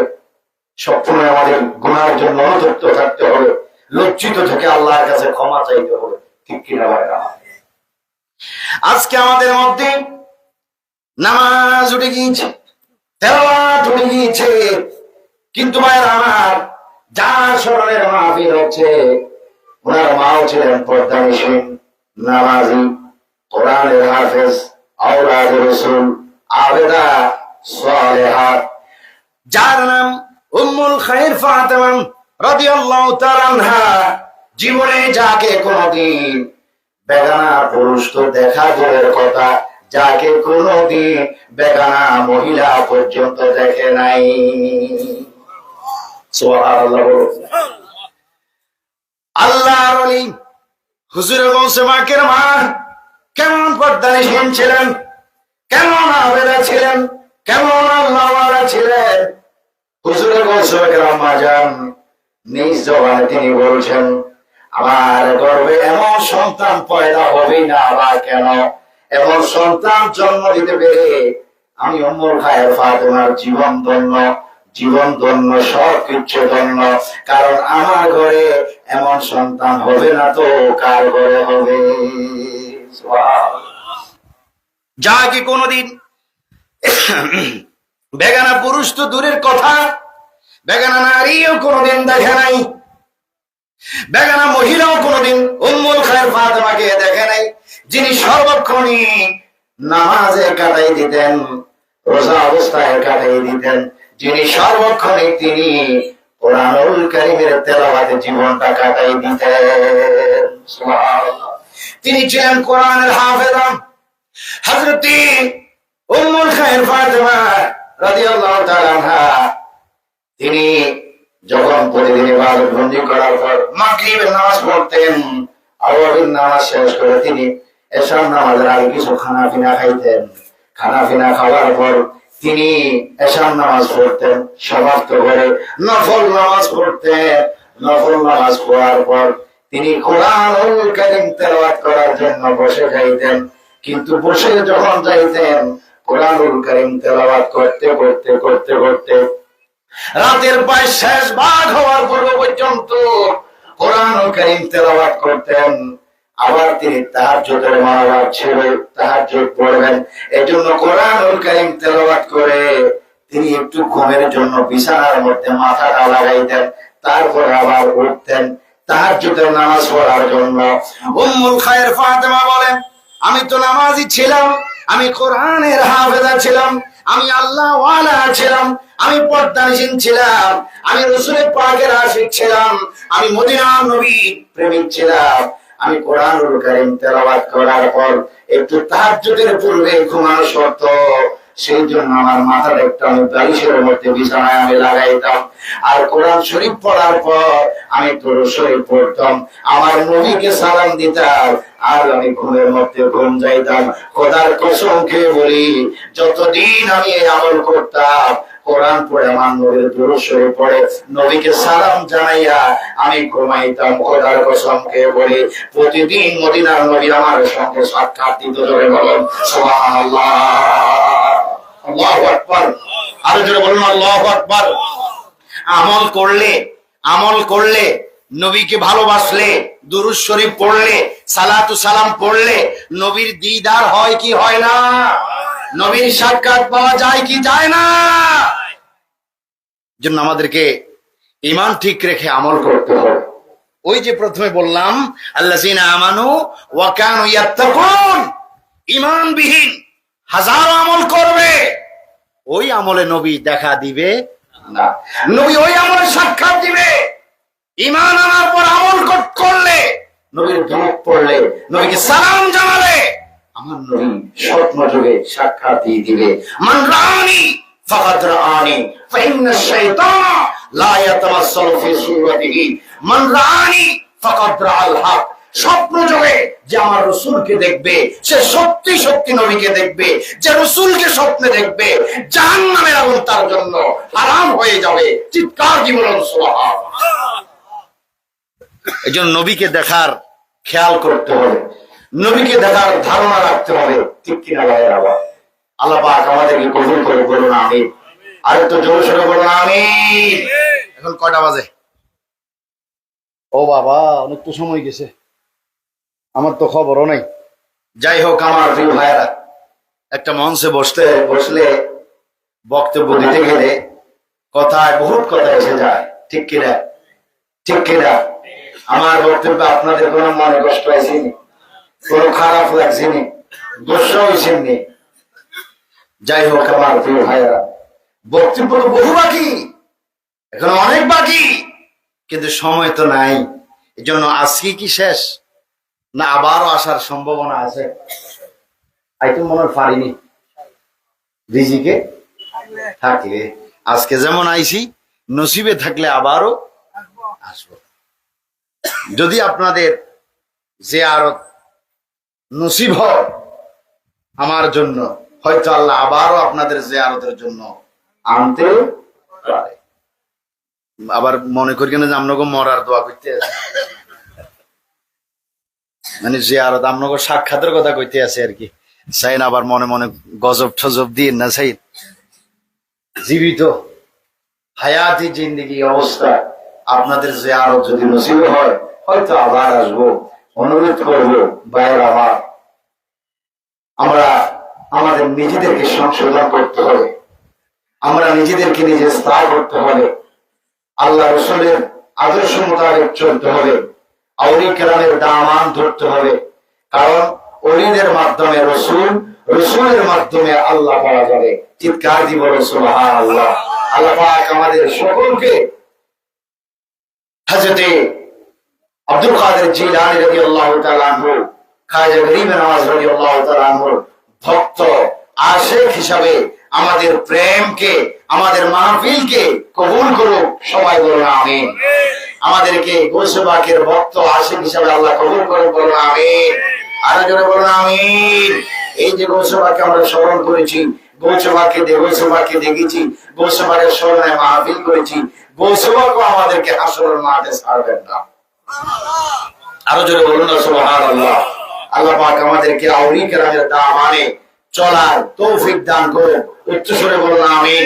আপনাদেরকে অনেক অনেক মোবারকবাদ, তায়েন্দাবাদ, জিন্দাবাদ জানিয়ে আমার অসমাপ্ত বক্তব্য এখানে আমি আজকে শেষ করছি। আসুন আমার প্রিয় ভাইয়েরা, যেই নবীর এতক্ষণ গুণগান করলাম, তারিফ করলাম, প্রশংসা করলাম, আসুন একটু জিন্দা নবীকে দাঁড়াইয়া সালাম জানাই। ইয়া নবী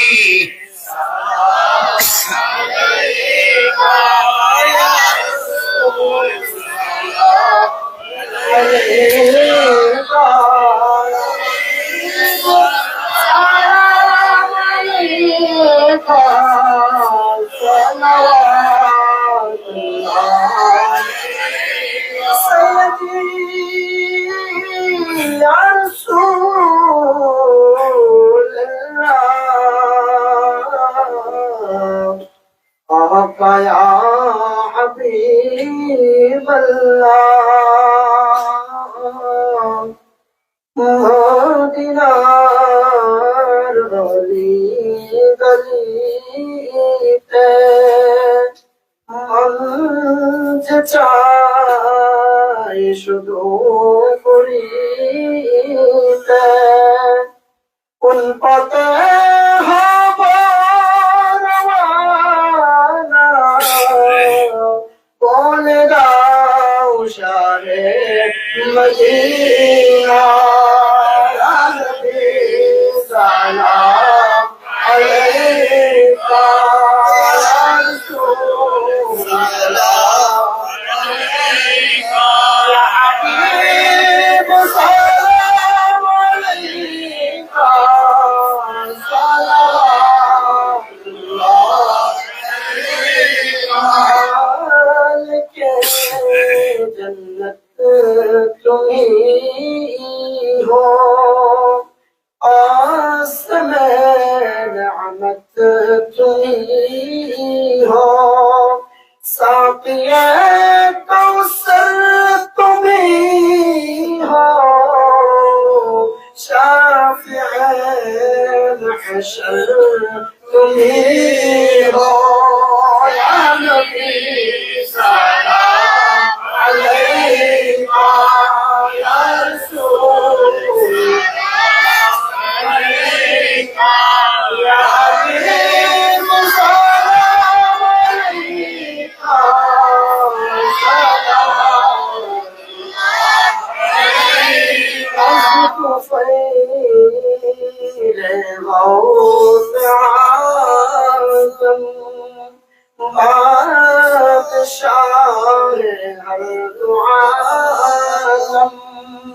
सदक़ाए ईमान आज़म दूर हो सभी करम गम या नबी सलाम अलैका या रसूल या हबीब सलाम अलैका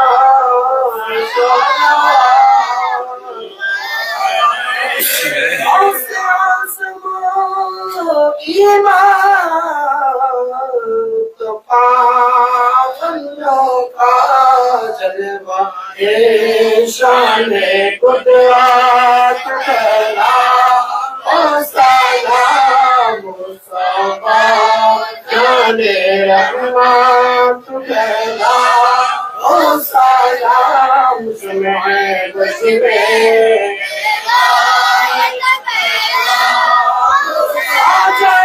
खाजगान खाजा गरीब नेवान आजत रवा मुश्किल कुशा आका से कुछ बंदार चौरा दी से कोटी आका की लबशा आला हसरत सदो फासिल कादिर से रे बंगला जिनके हर हर आवाज सुनते मुस्तफा से पीरे गरीब फैला सलाम सुनाए बस मेरे गायब फैला दीदार होवे अपने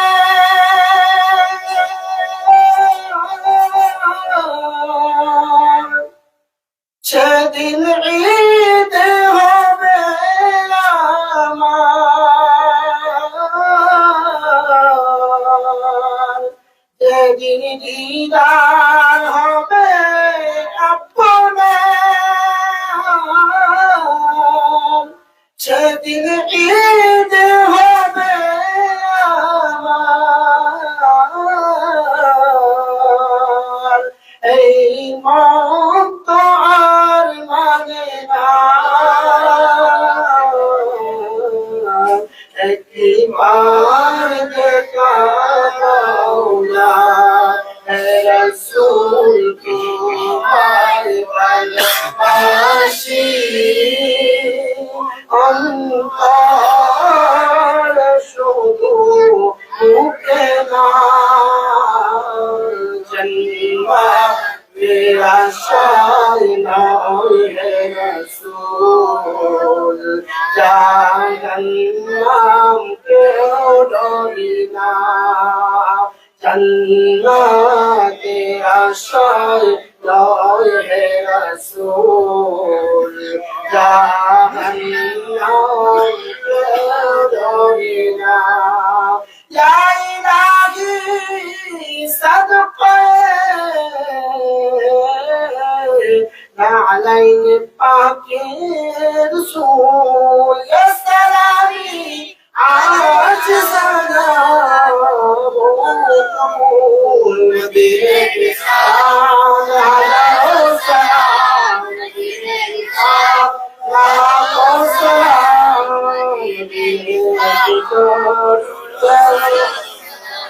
इंसान बेहद सलाम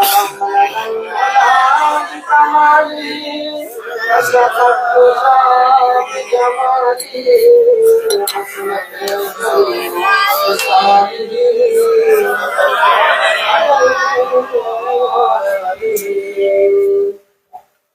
अल्हम्दुलिल्लाह शुक्रिल्लाह মহারব্বুল আলামিনের দরবারে অসংখ্য অগণিত শুকরিয়া আদায় করছি যে মহারব্বুল আলামিন আমাদের প্রত্যেককে একত্রিত হয়ে সহযোগিতার হাত বাড়িয়ে দেশ এবং প্রবাস থেকে প্রত্যেকের সহযোগিতায় শাহিনশীর বগদাদ নবী দস্তগীর মাহবুব সুবহানী কুতুব রব্বানী শাহবাজ মাকানি পীর মুহিউদ্দিন আবু মুহাম্মদ আব্দুল কাদের জিলানী রাদিয়াল্লাহু তাআলা আনহুর স্মরণে পবিত্র ফাতিহায়ে আল-তাহম তথা নূরানি ঈমানি ইরফানি মাহফিল করার রব্বুল আলামিন আমাদেরকে সুযোগ করে দিয়েছেন। সেই রব্বুল আলামিনের দরবারে শুকর আদায় করি আলহামদুলিল্লাহ। সাথে সাথে অসংখ্য অগণিত শুকরিয়া আদায় করছি, কালাত কালামের হাদিয়া পেশ করছি নবী মুহাম্মদ রাসূলুল্লাহ সাল্লাল্লাহু আলাইহি সাল্লামের আলিশান দরবারে, এবং সাথে সাথে শাসন করছি গোসে বাদশাহ হিসেবে বুকার সহ অসংখ্য উলামায়ে বিশেষ করে আউলিয়া কিরামদেরকে গোসে আযম আসমানদেরকে স্মরণ করছি। আল্লাহ রাব্বুল আলামিন যেন আমাদের প্রত্যেককে মওতের আগ পর্যন্ত ঈমানের সাথে আকিদা আহলে সুন্নাতের উপর বিশ্বাস রেখে আল্লাহ এবং রাসূলের দেখানো পথে মতে আউলিয়া কিরামের দেখানো পথে মতে আউলিয়া কিরামদের স্মরণে আউলিয়া কিরামদের স্মরণ করে যাতে আমরা আমাদের ঈমানের মজবুতি ধরে রাখতে পারি। আল্লাহ আমাদের প্রত্যেককে কবুল আর মঞ্জুর করুক।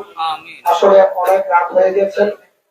আজকে মাহফিলের সম্মানিত উদ্বোধক, সম্মানিত উপাধ্যক্ষ মহোদয় দীর্ঘক্ষণ সময় দিয়ে আমাদের চেতনা করেছেন। হুজুর অসুস্থ, অনেক সময় আমাদেরকে আমি হুজুরের শুকরিয়া আদায় করছি, বিশেষ করে শুকরিয়া আদায় করছি আজকের মাহফিলে যিনি মধ্যমণি অত্যন্ত কোরআন ও হাদিসের আলোকে ওসিফাল শহীদ বাগদাদ সহ অসংখ্য নসিহতমূলক আলোচনা রেখেছেন। আল্লাহ হুজুরকে কবুল করুক। হুজুর যে ওয়াজ নসিহত করেছেন আমরা যেন সেই হুজুরের নসিহতের উপর, ওয়াজের উপর নিজেদেরকে সর্বপ্রথম ঈমান আকায়ে ঠিক রেখে আমল করার তৌফিক দান করে। আমিন। ওসিফাল শহীদ বাগদাদের মাহফিল করা মানে ওসিফাকের জীবনে অসংখ্য আমাদের জন্য শিক্ষা রয়েছেন। সেই শিক্ষা থেকে এক একটি শিক্ষা যদি আমরা আমাদের বাস্তব জীবনে বাস্তবায়ন করতে পারি আমাদের জীবন সার্থক হবে। হাজার হাজার নামাজ পড়লে সেটা করলে কোনো কাজ নয় যদি থাকে। ইনশাআল্লাহ আমরা সফল। আপনারাই বুঝতেছেন আমরা সফল কিনা। বেশি মানুষের দরকার পড়ে না। আমরা আমাদের অর্থ কম হলেও বিভিন্ন মুসিবতে থাকলেও আল্লাহ আমাদেরকে আল্লাহর নবীর পথে, অলির পথে আল্লাহ আমাদেরকে রেখেছেন। ইনশাআল্লাহ আমাদের পরিপূর্ণ ঈমান আছে। সেই কাজের মধ্যে আল্লাহ আমাদেরকে আমৃত্যু পর্যন্ত রাখবেন। প্রত্যেকে বলে আমিন।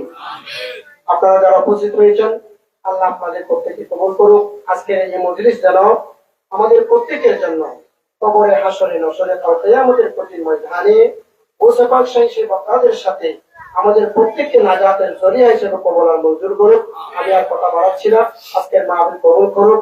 যারা অর্থ দিয়ে, ভক্তি দিয়ে, সহযোগিতার মাধ্যমে, বিশেষ করে প্রবাসী ভাইয়েরা যারা কষ্ট করেছেন আপনাদের প্রত্যেকের সহযোগিতা আল্লাহ কবুল করুক। প্রত্যেকের জন্য দোয়া চেয়েছেন। আমাদের মধ্যে থেকে যারা অবরস্ত হয়েছেন আল্লাহ যেন তাদেরকে জান্নাতুল ফেরদৌসের আলা মাকাম নসিব করুন। এই পর্যায়ে মোনাজাত পরিচালনা করার জন্য সবিনয় অনুরোধ জানাচ্ছি আজকের মাহফিলের সম্মানিত উদ্বোধক মহোদয়, ঐতিহ্যবাহী সুন্নিয়া দ্বীনী দ্বারা প্রতিষ্ঠান কানপুর মাজাহিরুল উলুম গাউসিয়া ফাজিল ডিগ্রি মাদ্রাসার সম্মানিত উপাধ্যক্ষ আলতাফা জিলানী জামে মসজিদের সম্মানিত খতিব মুকাররম মুজাহিদে মিল্লাত উস্তাদুল মুকাররম উস্তাদুল উলামা হযরতুল তাজ আল্লামা হাফেজ কারি মোহাম্মদ ইউনুস সাহেব মুতাজিদুল আলী, আমি হুজুরকে হুজুরের মর্জি মোতাবেক মোনাজাত পরিচালনা করার জন্য এবং আমরা যাতে এই মাহফিল প্রতি বছর ধারাবাহিকতায় ধরে রাখতে পারি আমাদের প্রত্যেকের জন্য দোয়া করবেন। আসসালামু আলাইকুম ওয়া রাহমাতুল্লাহি ওয়া বারাকাতুহু। اللهم آمين. ربنا ظلمنا أنفسنا وإن لم تغفر لنا وترحمنا لنكونن من الخاسرين.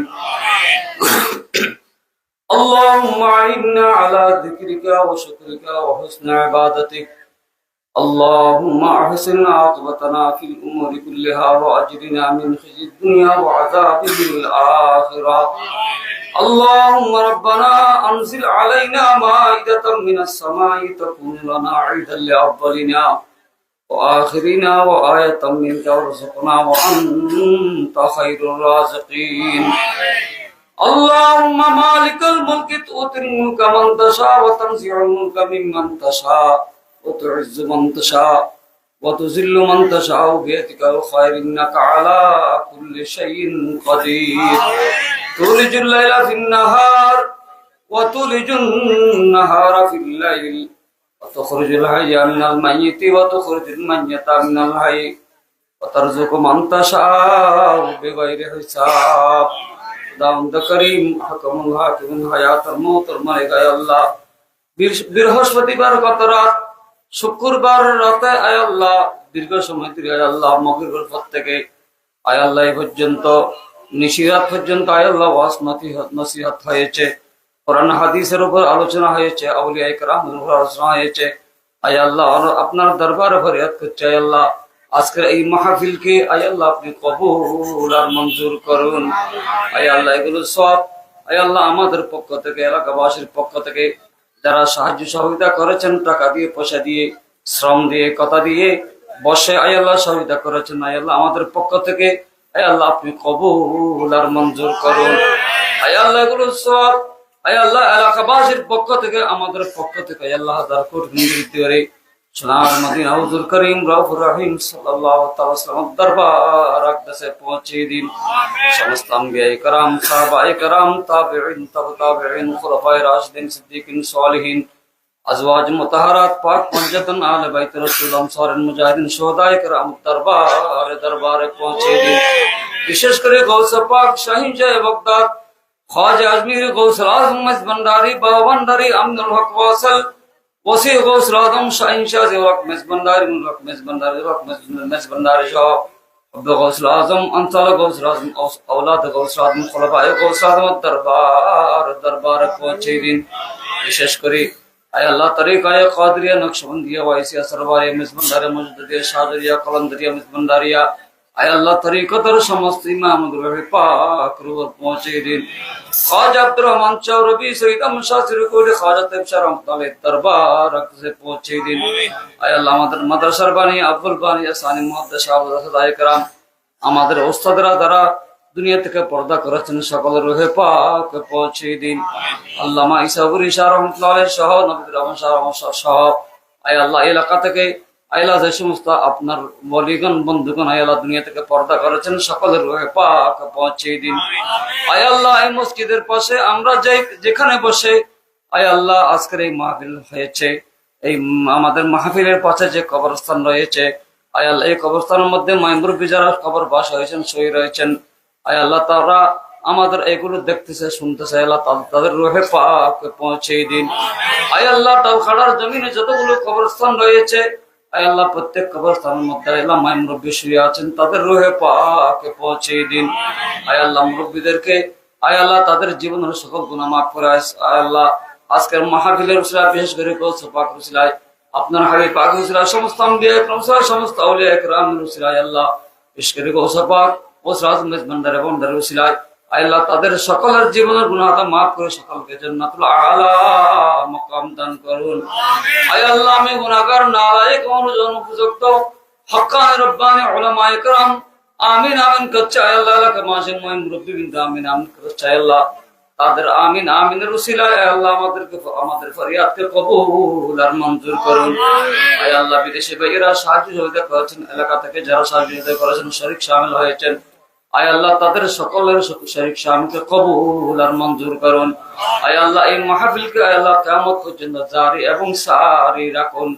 আয় আল্লাহ এই মাহফিলকে আয় আল্লাহ আপনি কবুল আর মঞ্জুর করুন। আয় আল্লাহ কিয়ামতের কঠিন দিনে এই মাহফিলকে আমাদের নাজাতের ওসিলা করে দিন। আয় আল্লাহ আপনার দরবারে ফরিয়াদ করছি, আল্লাহ আমরা তওবা করছি, আয় আল্লাহ আমাদের সকলের জীবনের গুনাহ খাতা মাফ করে দিন। আয় আল্লাহ আমরা আপনার দরবারে রাতের নিশে ফরিয়াদ করছি, গুনাহ মাফ চাচ্ছি, তওবা করছি। আয় আল্লাহ আমাদের তওবাকে কবুল আর মঞ্জুর করুন। আয় আল্লাহ আমাদের দোয়া ফরিয়াদকে কবুল আর মঞ্জুর করুন। আয় আল্লাহ আমাদেরকে হায়াতে তাইয়্যিবা তবিলা দান করুন। আয় আল্লাহ আমাদের মুশকিলাতকে আসান করে দিন। আয় আল্লাহ বিশেষ করে এলাকা থেকে যারা বিদেশে আছেন, আয় আল্লাহ তাদের সকলকে হায়াতে তাইয়্যিবা দান করুন। আয় আল্লাহ টাকা পয়সা ইনকাম করে দেশে সমাজে আয় আল্লাহ বিভিন্ন আয় আল্লাহ কাজে আয় আল্লাহ এই বিভিন্ন মাহফিলে আয় আল্লাহ তারা সাহায্য করার মতো তৌফিক এনায়েত করুন। আয় আল্লাহ আমাদের মধ্যে অনেকে অসুস্থ আছে, আয় আল্লাহ বাড়ি করে আয় আল্লাহ যারা অসুস্থ আছে আয় আল্লাহ সকলকে শাফায়া আজলা কামেলা নসিব করুন। আয় আল্লাহ গৌস পাকের ফাতিহা দম্মর মাহফিলের উসিলায় আয় আল্লাহ কোরআন হাদিসের যে আলোচনা হয়েছে এগুলোর উসিলায় আয় আল্লাহ মুরব্বিবিনদের আমিন আমিনের উসিলায় আমাদের দোয়া ফরিয়াদকে কবুল আর মঞ্জুর করুন। আল্লাহুম্মা গফির লিযুনুবানা ওয়া যুনুব আবাইনা ওয়া উম্মাহাতিনা ওয়া উস্তাদিনা ওয়া লিশাইখিনা ওয়া লিমাশাইখিনা ওয়া লিল্লাহি হাকুন আলাইনা ওয়া জামিল মুমিনিনা ওয়াল মুমিনাত আল আহয়াই মিনহুম ওয়াল আমওয়াত ইন্নাকা সামিউন করিবুম মুজিবুদ দাওয়াত। আল্লাহুম্মা রাব্বিরহামহুমা কামা রাব্বায়ানি সাগীরা। اللهم سهل علينا كل صعب بحرمة سيد الأبرار. اللهم عافنا من كل بلاء الدنيا وعذاب الآخرة. رب اغفر وارحم وأنت خير الراحمين. اللهم انصرنا فإنك خير الناصرين. اللهم احفظنا فإنك خير الحافظين. اللهم اشفعنا فإنك خير الشافعين. اللهم اشفعنا فإنك خير الشافعين. اللهم ارزقنا حج بيتك الحرام وزيارة النبي عليه أفضل الصلاة والسلام দামদ করিম মাহতুম হাকমে আল্লাহ রাতের নিশে আপনার দরবার আখরে বারিয়াত করছে আল্লাহ আমাদের এই মাহফিলকে কবুল আর মঞ্জুর করুন এই মাহফিল আয় আল্লাহ কিয়ামতের কঠিন দিনে আমাদের নাজাতের ওসিলা করে দিন আয় আল্লাহ আমাদের সকলকে হায়াতে তাইয়্যিবা দান করুন আয় আল্লাহ আমাদেরকে কবুল আর মঞ্জুর করুন যারা অর্থ দিয়ে টাকা দিয়ে পয়সা দিয়ে সাহায্য করেছেন আয় আল্লাহ সকলের এই দান দক্ষিণাকে কবুল আর মঞ্জুর করুন ওয়া সাল্লাল্লাহু তাআলা আলা খায়রি খালকি মুহাম্মাদিন ওয়া আলিহি ওয়া আসহাবিহি আজমাইন বিহাক্কি লা ইলাহা ইল্লাল্লাহু মুহাম্মাদুর রাসূলুল্লাহ। আসসালামু আলাইকুম।